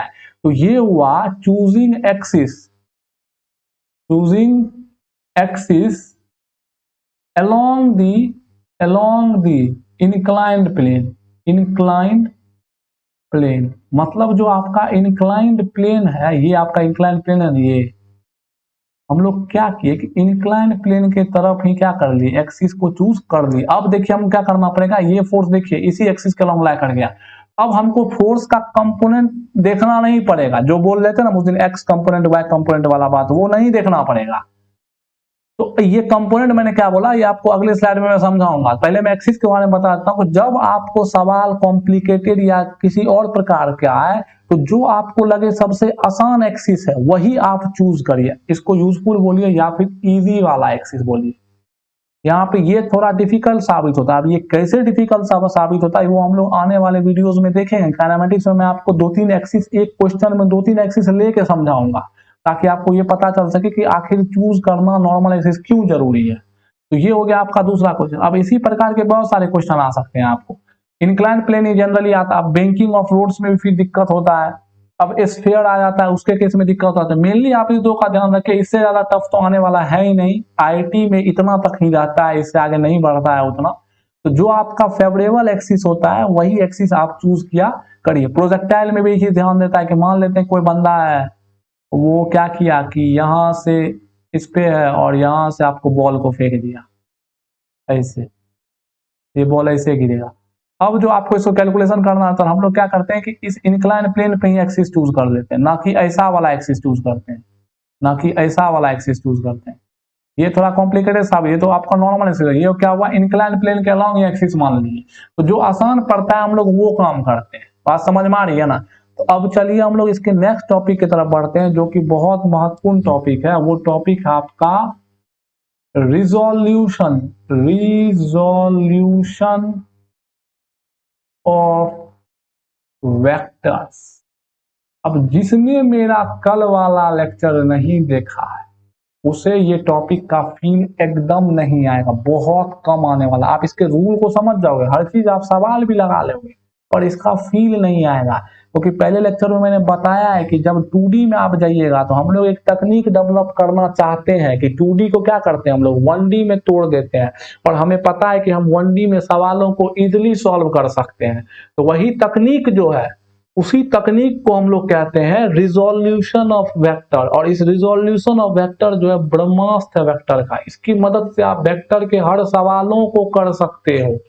बात समझ में आ रही है? इसकी मदद से आप वेक्टर के हर सवालों को कर सकते हो। तो ये क्या है कि this is the technique,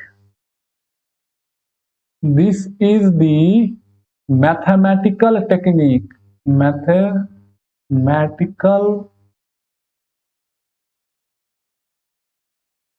technique, ये आपका होने वाला है mathematical technique that is used to break the 2D two dimension quantities. मतलब जो वेलोसिटी 2 डायमेंशन में अगर रहता है, quantities two 1 dimension, and then we can easily, तब तो हम लोग डील कर सकते हैं, then we can easily solve 1 dimension. हम लोग 1 डायमेंशन क्या कर सकते हैं, इजिली सॉल्व कर सकते हैं। यही वो टेक्निक है जिसकी मदद से हम लोग सवालों को आसान करते हैं वेक्टर के 1D में लाके। अब ये टेक्निक होता क्या है इस चीज को समझते हैं। तो 2D को किस में तोड़ा जाता है, 1D में तोड़ा जाता है। तो रिजोल्यूशन का मतलब ही आप समझ, रिजोल्व करना मतलब स्प्लिट करना, तोड़ना। तो चलिए देखते हैं इसके तकनीक को। ये मान लीजिए आपका एक्सिस हम लोग ड्रॉ कर रहे हैं, ये मान लेते हैं आपका एक्स एक्सिस और ये आपका क्या है, वाई एक्सिस है। अब मान लेते हैं कि इस एक्स एक्सिस और इस वाई एक्सिस में आपका एक वेक्टर वेलोसिटी या कोई वेक्टर मान लेते हैं आपका एक प्लेन में है। ये वेक्टर मान लेते हैं कुछ आपका ए वेक्टर है जो कि क्या है, 2D प्लेन में। अब आपको इसको रिजोल्व करना है अपने एक्स एक्सिस और वाई एक्सिस के तरफ। ये इतना बड़ा बड़ा बड़मास्त है ना, ये आपको आने वाले वीडियो में बहुत पता चलेगा। अब देखिए आपको क्या करना है, तोड़ना है इसको। ये मान लेते हैं कि एक्सिस के साथ कुछ थीटा एंगल बना रहा है और ये क्या है, प्लेन में लाई कर रहा है।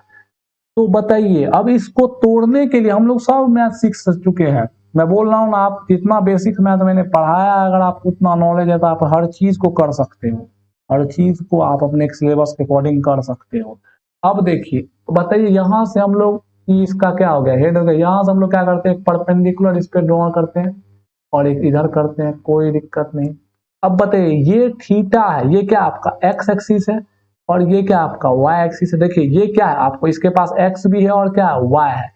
हम लोग जानना चाहते हैं कि ये वेक्टर आखिर एक्स में कितना है। तो हम लोग इसको क्या करने वाले हैं, 1 डायमेंशन में तोड़ने वाले हैं। तो हम लोग इसका एक्स कंपोनेंट जानना चाहते हैं और y कंपोनेंट जानना चाहते हैं। और मैंने ये भी बताया था कि अगर आप कोई टेक्निक यूज करते हो तो उस प्रोसेस को रिवर्स करने पे वापस वही आना चाहिए। बात समझ में आ रही है ना। हम लोग क्या जानना चाहते हैं, हम लोग इसका x कंपोनेंट जानना चाहते हैं और y कंपोनेंट। तो पहले मैं लिख देता हूं, we resolve a vector in 2 components, 2 components में तोड़ते हैं। पहला कंपोनेंट है आपका जिसको हम लोग बोलते हैं एक्स की तरफ जो कंपोनेंट है, एक्स कंपोनेंट। और दूसरा जो कंपोनेंट है वो क्या है आपको, वाई कंपोनेंट, वाई कंपोनेंट। अब बताइए अगर आपको एक्स को एक्स तरफ मिल गया, वाई वाई की तरफ मिल गया, तब तो बन गया ना ये 1 डायमेंशनल। अब तो बन गया ना ये 1 डायमेंशनल। एक्स वाला एक्स की तरफ सॉल्व करिए, वाई वाला वाई की तरफ सॉल्व करिए। अब मैं क्या बोल रहा हूं आपको धीरे धीरे समझ में आएगा। तो हम लोग क्या करते हैं, कंपोनेंट को तोड़ते हैं। तो बताइए अगर ये ए वेक्टर, इसका मैग्नीट्यूड मान लेते हैं, ए का मैग्नीट्यूड होगा। अब बताइए यही ना होगा इसका एक्स कंपोनेंट और ये होगा क्या इसका, ये होगा इसका वाई कंपोनेंट। हम लोग यही एक्स कंपोनेंट को मान लेते हैं कुछ एक्स और वाई कंपोनेंट को मान लेते हैं कुछ वाई। यही तो एक्स और वाई का क्या निकालने वाले हैं, वैल्यू निकालने वाले हैं। तो चलिए फाइंड करते हैं एक्स कंपोनेंट, एक्स कंपोनेंट का वैल्यू, एक्स कंपोनेंट का वैल्यू फाइंड करते हैं। तो चलिए इस चीज को हम लोग कैलकुलेट करने की कोशिश करते हैं। अब देखिए, अब हमें क्या निकालना है, एक्स कंपोनेंट निकालना है। अगर हम लोग गौर से इस ट्रायंगल को देखें, अगर हम लोग गौर से इस ट्रायंगल को देखें तो बताइए ये ट्रायंगल यही तो है एक्स, ये है थीटा और ये है ए। क्योंकि मैग्नीट्यूड को दिखाने, अगर आपको वेक्टर का दिखाना तो आप सिंपली ए लिख दो। तो बताओ अगर हमको एक्स चाहिए तो अब आ गया ट्रिगोनोमेट्री। या जिसको ट्रिगोनोमेट्री नहीं आता है वो इसको कभी नहीं समझेगा, इसलिए बेसिक लेक्चर का जाके पहला पार्ट पीछे का वीडियो देख के आइए। अब हम लोग यूज करेंगे ट्रिगोनोमेट्री, ट्रिगोनोमेट्री। देखिए मैंने बोला था ना कि आपका हर पीछे का लेक्चर कॉन्सेप्ट आगे यूज होते ही जाएगा। तो बताइए अगर हमको x निकालना है, ये a दिया हुआ है, ये थीटा दिया हुआ है, तो बताइए एक ट्रायंगल में साइड और थीटा को जोड़ने वाला काम ट्रिग्नोमेट्री ही ना करता है। तो बताइए कौन सा कॉन्सेप्ट लगाएंगे, क्या अगर हम लोग यहाँ पे cos थीटा लगाएं, cos थीटा बराबर लिख सकते हैं बेस अपॉन हाइपोटेनस। तो बताइए बेस क्या है x, हाइपोटेनस क्या है a। तो बताइए यहाँ से x क्या निकल गया, x आपका निकल गया a cos थीटा। एक्स आपका क्या निकल गया, ए कॉस थीटा। जहां पे ये ए क्या है, ए है आपको ये magnitude of A vector, A vector का जो मैग्नीट्यूड होगा वो है आपका ए। और थीटा क्या है, the angle, the angle form by the vector with the reference line. ये मैं क्यों लिख रहा हूं ये आपको आगे पता चलेगा। रेफरेंस लाइन, और यहाँ पे आपका रेफरेंस लाइन क्या है, एक्स एक्सिस। स्पेशली कोई यहाँ पे एक्स एक्सिस लिख देगा तो वो आगे आने वाले सवाल में फंस जाएगा, जो बोलेगा कि angle form by x axis है तो वो एक्स एक्सिस ही, पर बच्चा टीचर इस चीज को बताते नहीं है और बच्चा समझ भी नहीं पाता है। तो वो क्यों मैंने लिखा है इस बात को आप ध्यान रखिएगा। रेफरेंस है ये, रेफरेंस लाइन के साथ। और आपको पता है एंगल हमेशा रेफरेंस लाइन के साथ ही फॉर्म होता है वो भी एक्स एक्सिस जो मैं आगे बताने वाला था, उसके पीछे की ब्यूटी को मैं बताऊंगा, जो कि जनरली छोड़ दिया जाता है। जनरली बहुत जगह लिया जाता है, बहुत जगह छोड़ दिया जाता है। तो ये हो गया क्या, आपका एक्स कंपोनेंट आपको पता चल गया। अब हम लोग निकालते हैं इसका कौन सा, y कंपोनेंट। अगले स्लाइड में हम लोग निकालने की कोशिश करते हैं। तो चलिए हम लोग निकालते हैं इसका y कंपोनेंट। अब हम लोग देखेंगे क्या, y कंपोनेंट देखेंगे। कोई भी वेक्टर हो 2D में, आप उसको x कंपोनेंट की तरफ तोड़ ले और y कंपोनेंट की तरफ तोड़ ले। अब देखिए फिर से चलिए आंख खोल के उस ट्रायंगल को देख लेते हैं। वो ट्रायंगल कैसा था, वो ट्रायंगल कुछ ऐसा था, ऐसा था वेक्टर, ऐसा था वेक्टर आपका। यहाँ सा था थीटा, ये था आपका a और ये था आपका x। तो बताइए यही तो आपका ये जो डिस्टेंस है यही ना आपका y है। एक कोऑर्डिनेट अगर x, y है तो y में जितना चला वही ना आपका y है, यही ना y है। इसको आप पैरेलली भी शिफ्ट कर देना, वेक्टर का यही तो खास बात है, पैरेलली आप शिफ्ट कर सकते हो। तो ये आपका क्या है y। अभी फिर लगाएंगे क्या ट्री को, तो बताइए क्या कॉन्सेप्ट यूज करेंगे, साइन थीटा होता है परपेंडिकुलर अपॉन हाइपोटेनस। तो बताइए परपेंडिकुलर कितना है, y है, हाइपोटेनस कितना है, a है। तो बताइए y क्या होगा, y होगा a साइन थीटा। ये हो गया आपका क्या, ये हो गया आपका y। y क्या हुआ आपका a साइन थीटा। अभी भी यहाँ पे a वही है और थीटा भी वही है, ये और ये same same as in x। जैसा x में है वैसा ही इसमें है। तो ये क्या हुआ आपका, अगर मैं बोलूं ये क्या, अभी आपने देखा, आपने क्या देखा कि आपके पास एक वेक्टर दिया हुआ था, कुछ a वेक्टर, और दिया हुआ था कि ये a वेक्टर जो है x के साथ थीटा एंगल, मतलब एक्सिस के साथ थीटा एंगल बना रहा है। आपने क्या किया कि इस वेक्टर को ऐसे नहीं करके आप क्या किए कि इसको दो अलग अलग वेक्टर में तोड़ लिए। आपने मान लिया कि ये हमारा ax वेक्टर है और ये हमारा क्या है, ay वेक्टर है। अब बताइए ax का वैल्यू क्या निकल गया, a cos थीटा, और ay का वैल्यू क्या निकल गया, a sin थीटा। मतलब क्या, आप a वेक्टर लिखो या ay और ax का रिजल्टेंट वेक्टर लिखो, दोनों का नेट वेक्टर लिखो, दोनों क्या होगा, सेम होगा। मतलब मैं ये बोल रहा हूं कि अगर आपने a को ax और ay में तोड़ा है, मतलब मैं क्या बोल रहा हूं कि if you split a vector into ax and ay, then on अब बताइए ये तो मैग्नीट्यूड है ना, देन ऑन, ये देखिए ये जो ax और ये y है ये लेंथ है, तो लेंथ क्या होता है, मैग्नीट्यूड होता है, मैग्नीट्यूड होता है। ये ax डायरेक्शन नहीं है, अगर ax के साथ हम लोग डायरेक्शन की बात नहीं कर रहे हैं, उसी तरह ये भी एक मैग्नीट्यूड है। तो आपने क्या किया कि एक वेक्टर को अभी सिर्फ मैग्नीट्यूड वाइज तोड़ा है, अब डायरेक्शन का भी ध्यान रखना पड़ता है, अभी मैं बताऊंगा ना, पहले इसी को समझो। If you split a vector into ax and ay, then on combining ax and ay you should get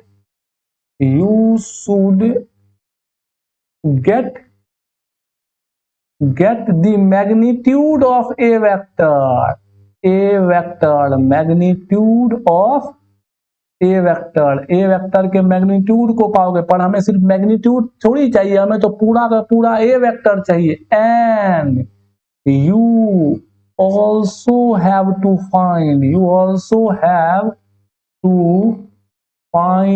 the direction of a vector, the direction of a vector। अब चलिए कैसे करेंगे इसको समझते हैं। देखिए ये क्या है, ax में तोड़े और ay में तोड़े। अब बताइए ए एक्स और ए वाई को कंबाइंड करेंगे, दोनों को अगर मिलाएंगे तो हमें क्या मिलना चाहिए? वापस हमें ए वेक्टर मिलना चाहिए, यानी कि ए का मैग्नीट्यूड मिलना चाहिए और डायरेक्शन भी मिलना चाहिए। अब देखिए अगर आपका ये ए एक्स है और अगर आपका ये ए वाई है, तो दोनों का जो रिजल्टेंट होगा, दोनों का जो नेट होगा ए वाई ए एक्स, और दोनों का जो रिजल्टेंट होगा, ये मैं ड्रॉ कर रहा हूं, ये जो इसका रिजल्टेंट है, रिजल्टेंट वेक्टर कहो, रिजल्टेंट कहो या नेट नेट वेक्टर कहो, यही तो हमको क्या आना चाहिए? ए वेक्टर निकल के आना चाहिए, यही क्या है? आना चाहिए, क्योंकि भाई रिजल्टेंट, अगर रिजल्टेंट को आप इतना में तोड़े हैं तो वापस जोड़ने पे तो रिजल्टेंट नेट वेक्टर आना चाहिए। नेट वेक्टर हमारा ए वेक्टर है, तो ए वेक्टर वापस आना चाहिए ना। तो बताइए अब इसको जोड़ेंगे कैसे? देखिए ये दोनों को जो 90 डिग्री का एंगल है, तो दो वेक्टर को ऐड करना है यहाँ पे। हम लोग तो ऐड का रूल नहीं पढ़े हैं, पर वेक्टर एडिशन का एक स्पेशल केस होता है जो कि हम लोग ट्रायंगल में पढ़े हैं, जिसको हम लोग पैथागोरस कहते हैं, तो उसी का यूज कर लेंगे। तो बताइए ये एक वेक्टर, इसको इधर पैरेलल शिफ्ट कर दीजिए, इधर क्या कर लीजिए, पैरेलल शिफ्ट कर दीजिए ऐसे करके। बताइए ये कितना हो गया आपका? ए वाई हुआ, और ये क्या हुआ? ए एक्स हुआ, और ये क्या? इन दोनों के बीच का एंगल क्या है? कुछ अल्फा एंगल है, अभी थोड़ी पता है। ये रिजल्टेंट है आपका, इसको आर बोल देते हैं। तो बताइए आर और ए एक्स, यही तो हमको देखना है कि पहले तो हम लोग आर का मैग्नीट्यूड निकालेंगे जो कि बराबर होना चाहिए ए के मैग्नीट्यूड को। इसमें हम लोग क्या कैलकुलेट करने वाले, कंफ्यूज मत होइए, हम लोग कैलकुलेट क्या करने वाले इसको देखिए। हम लोग का कैलकुलेशन क्या क्या है इसको समझते हैं। कैलकुलेशन हम लोग का दो चीज है। पहला चीज कि जो आर वेक्टर है उसका मैग्नीट्यूड क्या होना चाहिए? ए वेक्टर के मैग्नीट्यूड के बराबर होना चाहिए। दूसरा चीज जो डायरेक्शन है आर वेक्टर किसके बराबर होना चाहिए? ए वेक्टर के बराबर होना चाहिए इन डायरेक्शन। डायरेक्शन क्या होता है? बड़ा, यही तो हमारा कैलकुलेशन है। चलिए अब इसी कैलकुलेशन को करते हैं। तो बताइए ये आपका आर वेक्टर मैग्नीट्यूड, बताइए अगर ये ए वाई लेंथ है, एक चीज बताए, अगर आपको मैं यहाँ बोलूं कि एक ट्रायंगल आपके पास, ये आपके पास एक ट्रायंगल है, ये है ए वाई, ये है ए एक्स, तो बताइए ये कितना होगा? ये होगा ना under root of A Y square plus A X square. Pythagoras लगाए हैं। तो बताइए अगर हम लोग रिजल्टेंट वेक्टर का वैल्यू निकालेंगे तो वो क्या होगा? Under root of A X square plus A Y square होगा। बताइए ए एक्स कितना निकला हमको? ए एक्स निकला था ए कॉस थीटा का whole square, plus A Y कितना निकलेगा? ए साइन थीटा का होल स्क्वायर। यही तो निकला था ना, देखिए ना यहाँ पे वाई कंपोनेंट क्या निकला था? ए वाई साइन, यही तो ये वाई कंपोनेंट ही तो आपका क्या है? इसी को तो हम लोग क्या बोलेंगे?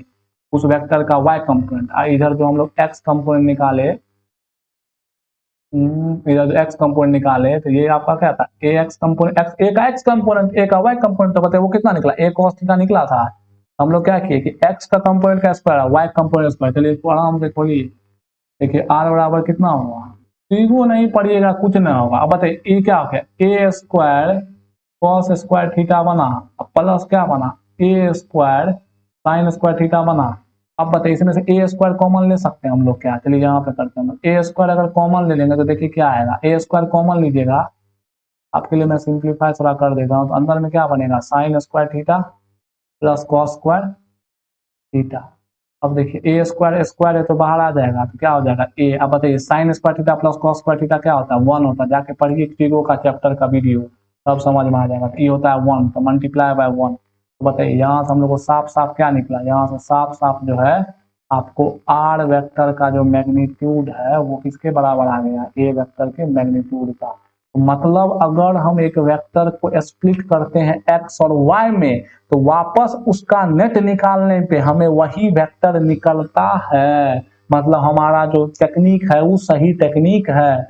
मतलब या तो हम ए वेक्टर लें या तो ये वेक्टर लें, दोनों इक्विवेलेंट हैं, दोनों इक्विवेलेंट बातें हैं। या तो आप ए वेक्टर लीजिए या ए वेक्टर को भूल जाइए। यहाँ पे क्या बताइए? यहाँ पे ये ए वेक्टर है, नहीं ए वेक्टर नहीं है। अब ये वेक्टर है, एक ए वाई है एक ए एक्स है।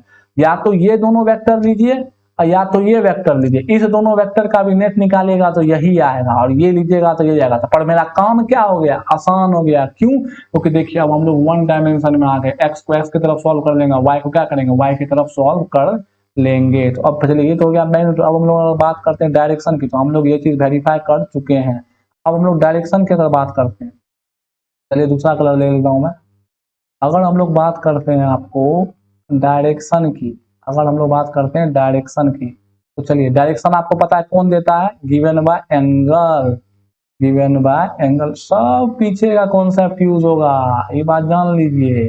पीछे नहीं पढ़िएगा तो फील नहीं आएगी बातों की, रट लीजिएगा वो बात अलग है। और हम क्या करें इस चीज को, तो बताइए यहाँ फाइ बन रहा है, ये कितना है आपको एक्स ए एक्स है, ये कितना आपको ए वाई है। तो बताइए हमको यही तो फाइ निकालना है ना, कि रिजल्टेंट आखिर भाई साहब कितने एंगल पे है, उसका डायरेक्शन क्या है। तो डायरेक्शन हॉरिजॉन्टल के साथ जो एंगल होगा वही ना बताएगा। तो बताइए यहाँ त्रिकोण कौन सा रेशियो यूज होगा, tan फाइ यूज होगा। tan फाइ क्या होता है, परपेंडिकुलर अपॉन बेस होता है। तो perpendicular A X A Y है और बेस ए एक्स है। तो बताइए यही क्या हो गया आपका डायरेक्शन हो गया। मतलब अगर यहाँ से मैंने बोला था कि अगर आपको एंगल निकालना हो तो एंगल क्या होता है, एंगल होता है tan inverse of A Y upon A X. अब बहुत बच्चा को लग रहा है हो बाप ये सब क्या हो रहा है, जाके देखिए पीछू का वीडियो सब समझ में आएगा। तो इतने एंगल पे क्या है आपका रिजल्टेंट है, तो ये क्या हो गया इसका डायरेक्शन। तो हम लोगों को डायरेक्शन भी वेरीफाई हो गया।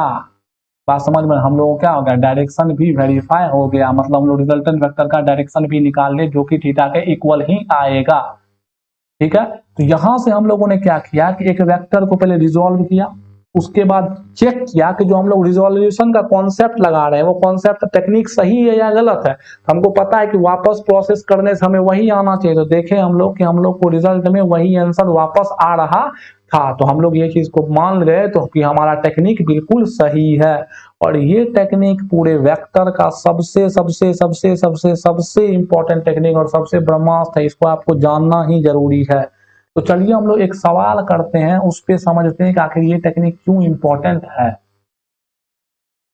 एक सवाल लेते हैं आराम से, एक बॉडी, एक ही सवाल से आपको पता चल जाएगा इस टेक्निक का पावर। मान लेते हैं 2 kg का बॉडी है, इस पे 2 फोर्स लग रहा है। एक फोर्स ऐसे लग रहा है, मान लेते हैं 2 न्यूटन का। सिंपल से ही शुरू करते हैं 30 डिग्री पे।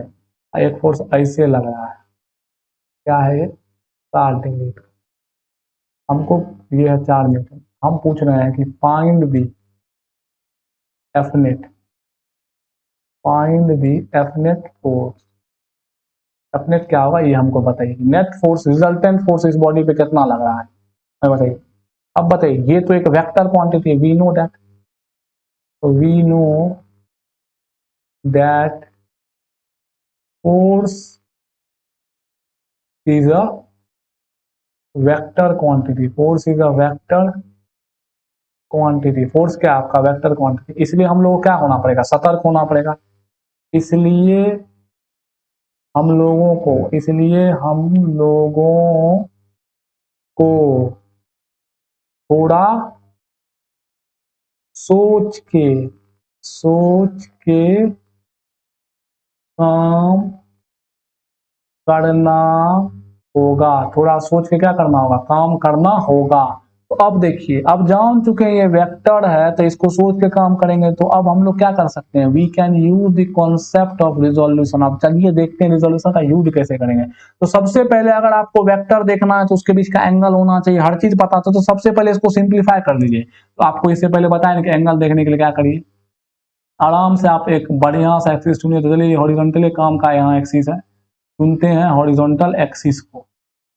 अब देखिए एक सब फोर्स को आप दिखा दीजिए आराम से, कोई दिक्कत नहीं होगा। चलिए सबसे पहले एक फोर्स लग रहा है यहाँ पे कितना का, 2 न्यूटन का फोर्स लग रहा है।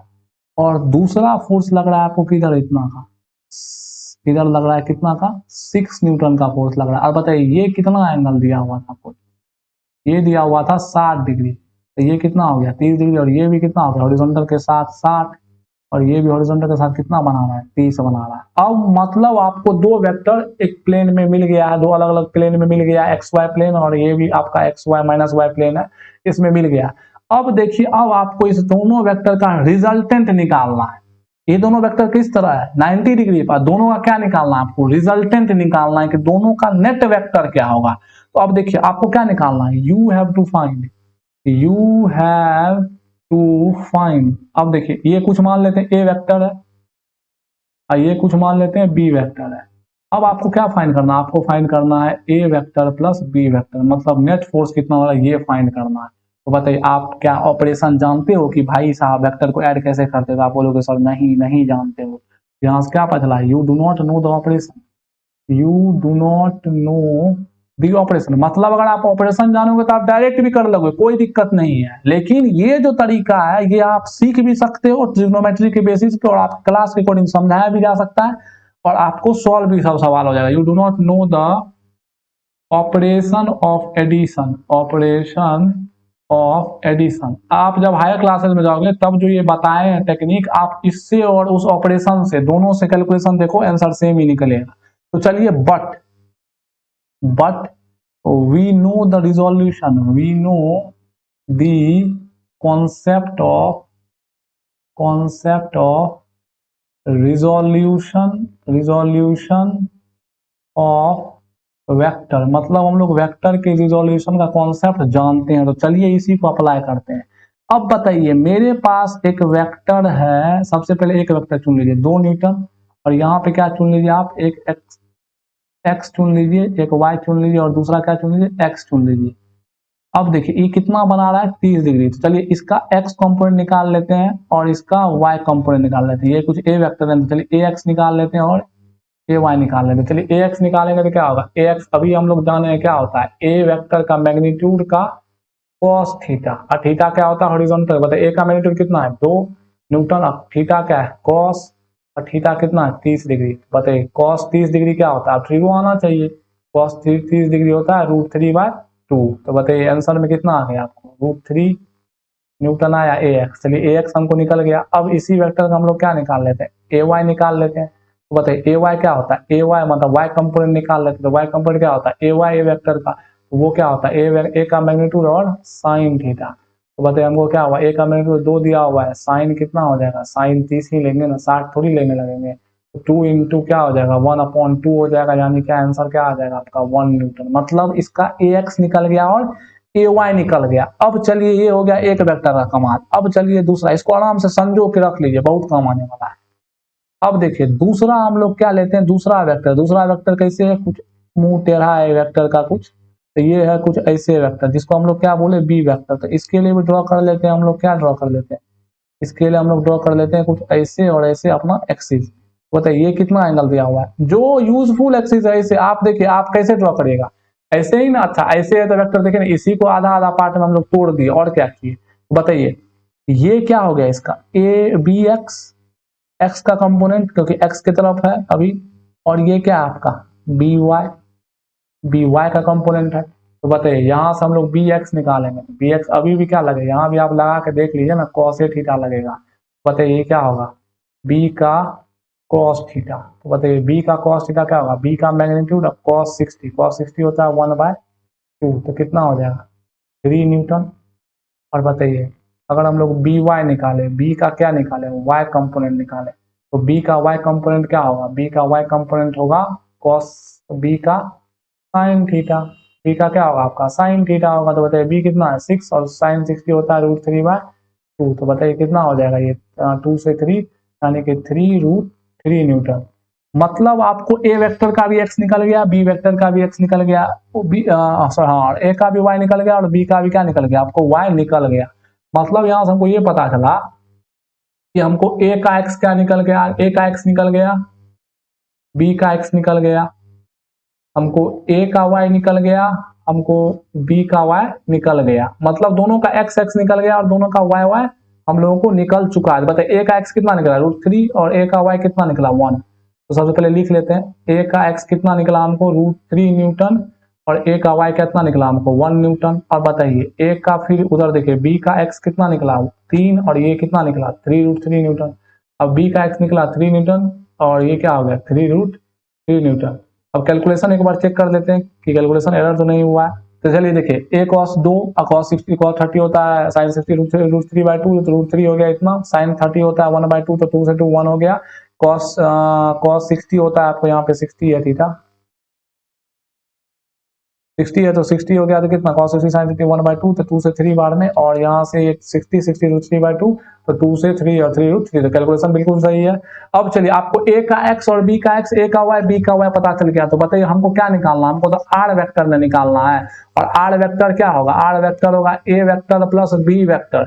हम लोग वेक्टर को डायरेक्ट जोड़ने नहीं जानते हैं, पर हम लोग वन डायमेंशन जानते हैं, वन डायमेंशन एडिशन जानते हैं, हम लोग वन डायमेंशन एडिशन जानते हैं।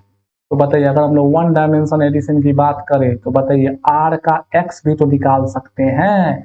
बताइए आर का एक्स क्या होगा, ए का एक्स प्लस, अब ये तो एक्स तो वेक्टर तो अब नहीं हुआ, तो इसको नहीं लिखे तो कोई दिक्कत नहीं है। आर का एक्स क्या हो, ए का एक्स प्लस बी का एक्स, और आर का वाई भी तो निकाल सकते हैं, क्योंकि आर भी तो बना हुआ है एक्स और वाई से मिलके। तो बताइए ए का वाई प्लस बी का वाई निकाल सकते हैं। तो बताइए ए का एक्स कितना निकला, ए का एक्स निकला √3 और ये निकला 3। तो बताइए क्या लिख सकते हैं हम लोग, √3 + 3, ये हो गया इतना न्यूटन एक्स कंपोनेंट, और ये हो गया इसका ए का 1 + 3√3, ये हो गया इसका y कंपोनेंट। मतलब हमको आर एक्स निकल गया और आर क्या निकल गया, आर वाई निकल गया। अब हमको क्या निकालना, हमको निकालना है आर वेक्टर, रिजल्टेंट वेक्टर का पहले मैग्नीट्यूड निकाल लेते हैं फिर डायरेक्शन। तो बताइए आर वेक्टर, अभी देखिए एक वेक्टर है, उसका हमको वेक्टर निकालना, उसका एक्स पता है और उसका वाई पता है। तो एक एक्स बना देंगे और दूसरा क्या बना देंगे, वाई बना देंगे। तो ये क्या हो गया आपका आर एक्स हो गया, ये क्या हो गया आपका आर वाई, क्योंकि हमको रिजल्टेंट वेक्टर निकालना है और हमको पता है कि रिजल्टेंट वेक्टर क्या होता है, ए वेक्टर प्लस बी वेक्टर। तो हमें ए प्लस बी डायरेक्ट करने नहीं आता है, पर हम लोग उसके एक्स को जोड़ सकते हैं सीधा सीधा और उसके वाई को जोड़ सकते हैं सीधा सीधा। हम लोग क्या किए कि इस आर वेक्टर भी तो एक्स और वाई में टूटेगा या जेड में टूटेगा, तो हमको एक्स वाई का जरूरत है सिर्फ। तो आर का एक्स निकाल ले और आर का वाई निकाल ले। आर का जो एक्स होगा वो ए का एक्स और बी के एक्स के बराबर होगा, और आर का वाई होगा वो ए का वाई और बी के वाई के बराबर होगा। तो देखिए कैसे हम लोग रिजोल्यूशन ऑफ वेक्टर के कॉन्सेप्ट को सीख के वन डायमेंशन में सॉल्व करके तब वन डायमेंशन को फिर से कंबाइन करके वापस वही वेक्टर पा लेते हैं। देखिए आर का एक्स मिल गया, आर का वाई मिल गया, तो खट से हम लोग निकाल सकते हैं यहाँ से आर वेक्टर मैग्नीट्यूड बाय, इसको मान लेते हैं कुछ फाई एंगल पे है, यही निकालना है फाई। चलिए निकालेंगे तो सीधा लगा देंगे वही पैथागोरस। तो बताइए आर का मैग्नीट्यूड कितना हो जाएगा, अंडर रूट ऑफ होगा आर का एक्स का स्क्वायर प्लस आर वाई का स्क्वायर। चलिए इसको सॉल्व कर लेते हैं। तो बताइए आर एक्स कितना है आपका, आर एक्स है √3 + 3 का होल स्क्वायर, और आर वाई है आपको 1 + 3√3 का होल स्क्वायर। चलिए इस क्वाड्रेटिक को सॉल्व करिए, एकदम बड़ा सा बना लेते हैं। चलिए √3 का स्क्वायर हो गया 3 + 9 + 6√3, 2 3 6 और √3 प्लस यहाँ पे सॉल्व कर लेते हैं 1 + 3 का स्क्वायर 9 और 9 3 का 27, और प्लस कितना हो जाएगा 6√3। देखिए ना 2ab, ए हो गया बी हो जाएगा इतना। तो बताइए इसको सॉल्व करेंगे तो कितना आ जाएगा, सॉल्व करेंगे तो आएगा 9 3 12, 9 3 कितना हो गया 12 हो गया, 12 1 13 और 13 27 कितना हो गया 7 3 10 और 2 1 3 1 4 40, 40 हो गया ना 70। हाँ प्लस कितना हो जाएगा, इसको दुगुना हो जाएगा 12√3। अब यहाँ से देखिए, यहाँ से यही हो गया आपका क्या आर नेट। अब अपना घर में कैलकुलेट करते रहिएगा, वो मेरा काम नहीं है कैलकुलेट करना। तो देखिए ये आपका क्या हो गया नेट, इसका वैल्यू निकल गया। ये इसका क्या है, ये इसका मैग्नीट्यूड है, ये इसका क्या है आपको मैग्नीट्यूड है। एग्जाम में जो क्वेश्चन आता है उसका वैल्यू सेट रहता है, तो आपको खटाक से निकल जाएगा, टेंशन मत है। तो हम लोग रैंडम वैल्यू कुछ भी चुन लिए ना, तो इसलिए इतना कॉम्प्लिकेशन हो रहा है सॉल्व करने में, अदरवाइज एग्जाम में आसानी से हो जाएगा, ठीक ना। अब देखिए अगर हम लोग इसके डायरेक्शन की बात करें, अगर हम लोग आर वेक्टर के डायरेक्शन की बात करेंगे तो बताइए डायरेक्शन कैसे निकलता है, tan phi से। बताइए tan phi बराबर क्या होगा आर वाई अपॉन क्या होगा आर एक्स। बताइए आर वाई कितना है आपका, आर वाई है 1 + 3√3 अपॉन ये क्या है √3 + 3, यही हो गया इसका tan phi। तो बताइए phi क्या हो जाएगा आपका, phi होगा tan इनवर्स ऑफ 1 + 3√3 अपॉन √3 + 3। ये हो गया इसका क्या डायरेक्शन, और ये हो गया क्या इसका मैग्नीट्यूड। मतलब आर वेक्टर जो है उसका मैग्नीट्यूड ये हो गया और डायरेक्शन क्या हो गया ये हो गया।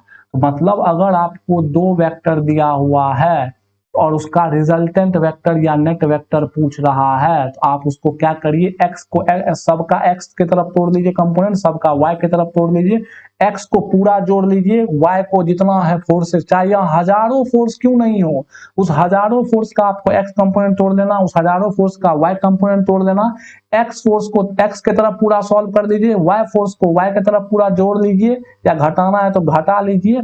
अब आपको मिल गया rx और मिल गया ry, तो rx और ry से r निकाल लीजिए और उसका एंगल निकाल लीजिए। आपको यहां से रिजोल्यूशन और वेक्टर को समझ के आपको नेट वेक्टर निकालना आ गया। अब मैं यहाँ पे एक बार जनरल करके मैं यहाँ पे बोल देता हूँ, मैं क्या बोल रहा हूँ इसको जनरलाइज करके मैं यहाँ पे लिख दे रहा हूँ ताकि आपको और लिखा हुआ भी रहे। मैं क्या बोल रहा हूँ कि अगर आपके पास, मैं क्या बोलना चाह रहा हूँ कि अगर आपके पास F1 फोर्स है, F2 फोर्स है, F3 फोर्स है, F4 फोर्स है, डॉट डॉट डॉट Fn तक फोर्स, हजारों फोर्स है, कोई दिक्कत नहीं है। और आपसे पूछा क्या गया, आपसे पूछा गया F नेट फोर्स। आप क्या करिए, यानी कि इसको रिजल्टेंट फोर्स पूछा गया, रिजल्टेंट फोर्स पूछा गया। आप क्या करिए, यहाँ पे आसानी से Rx निकालिए, रिजल्टेंट फोर्स x यानी क्या, F नेट का कौन सा कंपोनेंट निकालिए, x कंपोनेंट निकालिए, जो कि किसके बराबर होगा, F1 का x प्लस F2 का x plus dot dot dot plus Fn का x, सबका x कंपोनेंट निकालिए। उसी तरह ry निकालिए, रिजल्टेंट फोर्स का, यानी कि F नेट फोर्स का क्या निकाल लीजिए, y निकाल लीजिए। क्या हो जाएगा, F1 का y कंपोनेंट प्लस F2 का y component dot dot dot dot Fn का y कंपोनेंट, और लास्ट में क्या कर दीजिए, लास्ट में r वेक्टर का मैग्नीट्यूड आप निकाल लीजिए, और उसके बाद r वेक्टर का क्या निकाल लीजिए, डायरेक्शन निकाल लीजिए, जो कि tan phi से निकलेगा। tan phi लीजिए या कद्दू लीजिए, उससे कोई मतलब नहीं, तो क्या हो जाएगा, ये Fy हो जाएगा अपॉन Fy नेट हो जाएगा, और ये क्या हो जाएगा, F नेट या x हो जाएगा। दोनों एक ही बात, अंदर नेट लिखिए या बाहर लिखिए उससे कोई मतलब नहीं है। और ये r वेक्टर कैसे निकल जाएगा, r वेक्टर निकल जाएगा आपका rx प्लस ry का स्क्वायर का अंडर रूट कर लीजिए। अब rx आपको पता है टोटल के सम के बराबर है, टोटल के सम के बराबर, तो सब निकल गया। तो ये हो गया जनरल, मतलब हजारों फोर्स है, उससे कोई दिक्कत नहीं। आप सबको x एक्सिस और y एक्सिस की तरफ तोड़िए, x को x की तरफ जोड़िए, y को y की तरफ जोड़िए, दोनों का नेट निकालिए, एंगल निकाल लीजिए। मतलब रिजोल्यूशन ऑफ वेक्टर बहुत इंपॉर्टेंट कॉन्सेप्ट है जो कि आपको ध्यान में रहना चाहिए। अब मैंने एक बात बोला था कि रेफरेंस लाइन मैंने वर्ड यूज किया था कि रेफरेंस लाइन लेना। चलिए हम लोग एक दो सवाल करते हैं रिजोल्यूशन पे, वहीं से मैं आपको बताऊंगा मैंने क्या बात बोला। मैं अगर आपसे एक सवाल पूछूं कि मान लेते हैं कि वेक्टर है 2 न्यूटन का, जो कि यहाँ से बना रहा है 30 डिग्री एंगल, तो बताइए इसका एक्स और वाई, तो खट से बना लीजिएगा आप। इसका पहला सवाल है एक्स और वाई रिजोल्व करिए इसको। आप बोलेगा सर 2 न्यूटन ऐसे है ना, कोई दिक्कत नहीं है सर, ये इसका थीटा है ना सर, कोई दिक्कत नहीं, हम लोग यहाँ एक एक्सिस बना लेंगे सर खट से। ये हो गया इसका एक्सिस, जो कि हो जाएगा सर 2 cos 30, तो cos 30 sin 60 के बराबर 2 इंटू रूट 3/2, यानी क्या आ जाएगा सर, रूट 3 आ जाएगा। और ये हो गया सर एक्स हो गया ना सर, और ये हो गया सर आपका वाई, तो सर वाई निकालना होगा तो क्या कर देंगे सर, 2 sin 30 ले लेंगे सर, तो क्या हो जाएगा सर 1 न्यूटन हो जाएगा। कोई दिक्कत, आराम से सॉल्व कर लिए। अब देखिए अगर मैं आपको ऐसे पूछ दूं, ये मान लीजिए 2 न्यूटन है और ये एंगल 30 डिग्री दिया हुआ है। अब हम आपसे पूछ रहे हैं, बताइए इसका एक्स और वाई। यहाँ पे बहुत बच्चे मिस्टेक कर देते हैं, वो क्या करते हैं मैं आपको बता रहा हूँ। पहले ये आराम से ऐसे ड्रॉ कर देंगे, यहाँ पे 2 न्यूटन लिख देंगे और यहाँ पे क्या लिख देंगे, 30 डिग्री लिख देंगे। अब वो क्या करेंगे, वो उनको दिमाग में रहता है एक्स एक्सिस और वाई एक्सिस, वो खटाक से यहाँ पे ऐसे एक्सिस बनाएंगे, ऐसे एक्सिस बनाएंगे। अब कंपोनेंट को तोड़ने लग जाएंगे, ऐसे एक्सिस बना के कंपोनेंट को तोड़ बोलेंगे, एगो इसका कंपोनेंट इधर टूट गया, एगो कंपोनेंट को कहाँ तोड़ेंगे कुछ पता ही नहीं चला, वो अब कंफ्यूज हो गए, अब क्या करें हम, अब उनसे कंपोनेंट ही तोड़ा नहीं जा रहा था। ये तरीका गलत है। यहाँ पे आपको चूज और नाइस एक्सिस का ही कॉन्सेप्ट यूज होगा। देखिए एक लाइन आपको ऐसे दिया हुआ है ना, जिससे रेफरेंस लाइन है, तो जो आपका x कंपोनेंट होता है, जो मैंने वहां लिखा था, अब आपको याद आ रहा होगा, मैंने लिखा था कि जो कंपोनेंट x कंपोनेंट होता है वो along the line of reference होता है। मैं बोल रहा हूं फिर से, जो आपका x कंपोनेंट होता है वो होता है, फिक्स नहीं है कि x, अरे यार एक्सिस क्या फिक्स है कि ऐसे ही होगा, ऐसे भी तो एक्सिस हो सकता है, एक्सिस ऐसे भी तो हो सकता है, एक्सिस फिक्स थोड़ी है यार। एक्सिस बदल सकता है। तो एक्स कंपोनेंट जो होगा, अभी भी देखिए आपका ये एक्स एक्सिस ही है, क्योंकि क्यों है एक्स एक्सिस, क्योंकि हम लोग अब मान लिए कि हमारा एक्सिस ऐसे हो चुका है, तो जब इसको मान ले तो ये हो जाएगा वाई और ये हो जाएगा एक्स, तो यहीं पे लोग समझेंगे एक्स एक्सिस की तरफ ही टूटते हैं। पर बच्चा यहाँ पे ये समझ ही नहीं पाता है कि एक्स एक्सिस आप कुछ भी ले सकते हो, पर उसके परपेंडिकुलर वाई एक्सिस होना चाहिए। और यही बहुत टीचर मिसप्लेस कर देते हैं, पता नहीं, वो सिंपली बोल देते हैं कि एक्स कंपोनेंट एक्स की तरफ टूटेगा, वाई कंपोनेंट वाई की तरफ टूटेगा। अब यहाँ पे बच्चा एक्स एक्सिस खोजने में लगा हुआ है, वाई एक्सिस खोजने में लगा हुआ है। वहां पे ये समझिए आप बात की जो एक्स कंपोनेंट होगा वो होगा अलोंग दी थीटा कहिए, अलोंग दी थीटा लाइन कहिए या रेफरेंस लाइन कहिए। अलोंग दी, क्योंकि रेफरेंस लाइन वही लाइन होता है जिसके अलोंग थीटा बनता है, रेफरेंस लाइन कहिए। जो आपका थीटा वाला साइड है, थीटा वाला साइड है, ये वाला साइड, ये वाला साइड, इसके अलोंग टूटेगा आपका एक्स कंपोनेंट। और जो आपका वाई कंपोनेंट होगा, जो आपका वाई कंपोनेंट होगा वो ब्रेक होगा along the, sorry perpendicular, perpendicular to the theta line के परपेंडिकुलर। इसमें और एक बच्चा क्या गलती करता है, मान लेते हैं कि बच्चा थोड़ा बुद्धि लगा के ये 30 डिग्री हो गया, इधर की तरफ मान लेते हैं, सॉरी 30 डिग्री बोल रहे हैं, 2 न्यूटन हो गया, इधर की तरफ तोड़ दिया, इधर की तरफ तोड़ दिया। अब वो क्या करता है, ये जो इसका एक्स लिखा, अब वाई को क्या लिखता है, वाई को ऐसे दिखा देता है, वाई कंपोनेंट। उसको यही एक्सिस याद रहता है हमेशा कि वाई नीचे होता है, एक्स ऐसे होता है, तो इकट्ठ से ऐसे तोड़ देगा एक्स, ऐसे तोड़ देगा वाई, काउंट कर दिया यहाँ पे। तो y जो कंपोनेंट होता है वो होता है परपेंडिकुलर। देखिए अभी देखिए ये चीज, ये रूल सब जगह वैलिड है, आप ऐसा चुन लीजिए ना, कोई दिक्कत नहीं। जैसे कि मान लीजिए कि आप ऐसा चुनते हैं, एज फॉर एग्जांपल मान लेते हैं हम लोग, आप सिंपल वाला चूज करिए, कोई दिक्कत नहीं है। तो देखिए एक्स कंप, ये मान ले 2 न्यूटन, तो ये हो गया इसका एक्स कंपोनेंट, यानी कि थीटा तरफ वाला लाइन, थीटा के साइड वाला लाइन को हम लोग एक्स कंपोनेंट, इसके परपेंडिकुलर ही ना यही होता है। तो ये आपका ये या वाई एक्सिस का, यहाँ तो दोनों सेम ही है, पर यहाँ पे आपको ये कॉन्सेप्ट यूज होगा। तो मतलब जो आपका एक्स कंपोनेंट होता है वो क्या होता है, एक्स कंपोनेंट होता है थीटा साइड वाला लाइन। मतलब अगर इस 2 न्यूटन का हम लोग एक्स कंपोनेंट तोड़ेंगे, वो एक्स कंपोनेंट क्या होगा, एक्स कंपोनेंट अभी क्या होगा, देखिए अभी भी आप वही ट्रायंगल यूज कर लीजिए, अभी भी आपको वही निकलेगा। ये आपका बेस हो गया, ये आपको हाइपोटेनस हो गया, ये अगर परपेंडिकुलर cos थीटा लगाइए हो जाएगा 2 cos 30, यानी कितना हो गया, √3 हो गया। और ये हो गया आपका y कंपोनेंट, जो कि क्या हो जाएगा 2 sin 30, जो कि कितना हो जाएगा 1 न्यूटन। तो जब भी आप कोई भी वेक्टर दिया रहे, जैसे मान लेते हैं कि आपको एक अगला सवाल ऐसे दे दिया, अगला सवाल दे दिया ऐसे है, ऐसे है आपको 4 न्यूटन, ये है एंगल 60 डिग्री। आप ऐसे मत खोजने लगिएगा, खट से ऐसे ऐसे नहीं बनाने, choose a nice axis. Concept दिमाग में हमेशा रखिए, ये गलत है। यहाँ पे लगेगा choose a nice axis, choose a nice axis, अच्छा वाला एक्सिस चुनिए। तो ऐसे है ना, आप चुन लीजिए कि यही आपका एक्स हो गया, इसके परपेंडिकुलर आप चुन लीजिए, ये हो गया आपका वाई। अब देखिए वेक्टर आपका ऐसे बना हुआ है ना 4 न्यूटन, तो ये हो गया आपका 60 डिग्री, ये हो गया आपका 60 डिग्री, यानी देखो कोई दिक्कत नहीं। इधर कंपोनेंट कितना हो जाएगा 4 cos 60, यानी कि 1/2, यानी 2 न्यूटन। यहाँ क्या हो जाएगा 4 sin 60, यानी क्या √3/2, यानी क्या 2√3। तो ये हुआ आपका रिजोल्यूशन ऑफ वेक्टर में तो कंपोनेंट तोड़ने का तरीका, जिसमें आपको ये बात को ध्यान में रखना है। तो यहाँ पे आपका कंप्लीट होता है पूरा वेक्टर का कॉन्सेप्ट, और यहाँ आपका कंप्लीट होता है बेसिक मैथ का पूरा लेक्चर सीरीज। आप प्लीज और प्लीज जिन्होंने नहीं देखा है पीछे का सीरीज, जाके पीछे का सीरीज देखिए और पूरे बेसिक्स मैथ को क्रिस्टल एंड क्लियर करिए। अब जो आगे आने वाला हमारा कोर्स का वीडियोस होगा, अब देखिए आपको कोर्स के वीडियो में कितना मजा आता है। मैं डिफरेंट प्रकार के सवाल लूंगा और आप हर सवाल को इजीली सॉल्व कर पाओगे। तो अगर मैं कोर्स सीरीज स्टार्ट करता हूँ, कोई डायरेक्ट देखता है जिसको बहुत परेशानी आने वाला है, तो कोर्स सीरीज देखने से पहले आप पूरा बेसिक्स मैथ को क्लियर करिए, इसके नोट्स को पढ़िए, सवालों को अपने मन से सोच के बना के सवाल लगाइए और अच्छे से पढ़ाई करते रहिए। Thank you very much.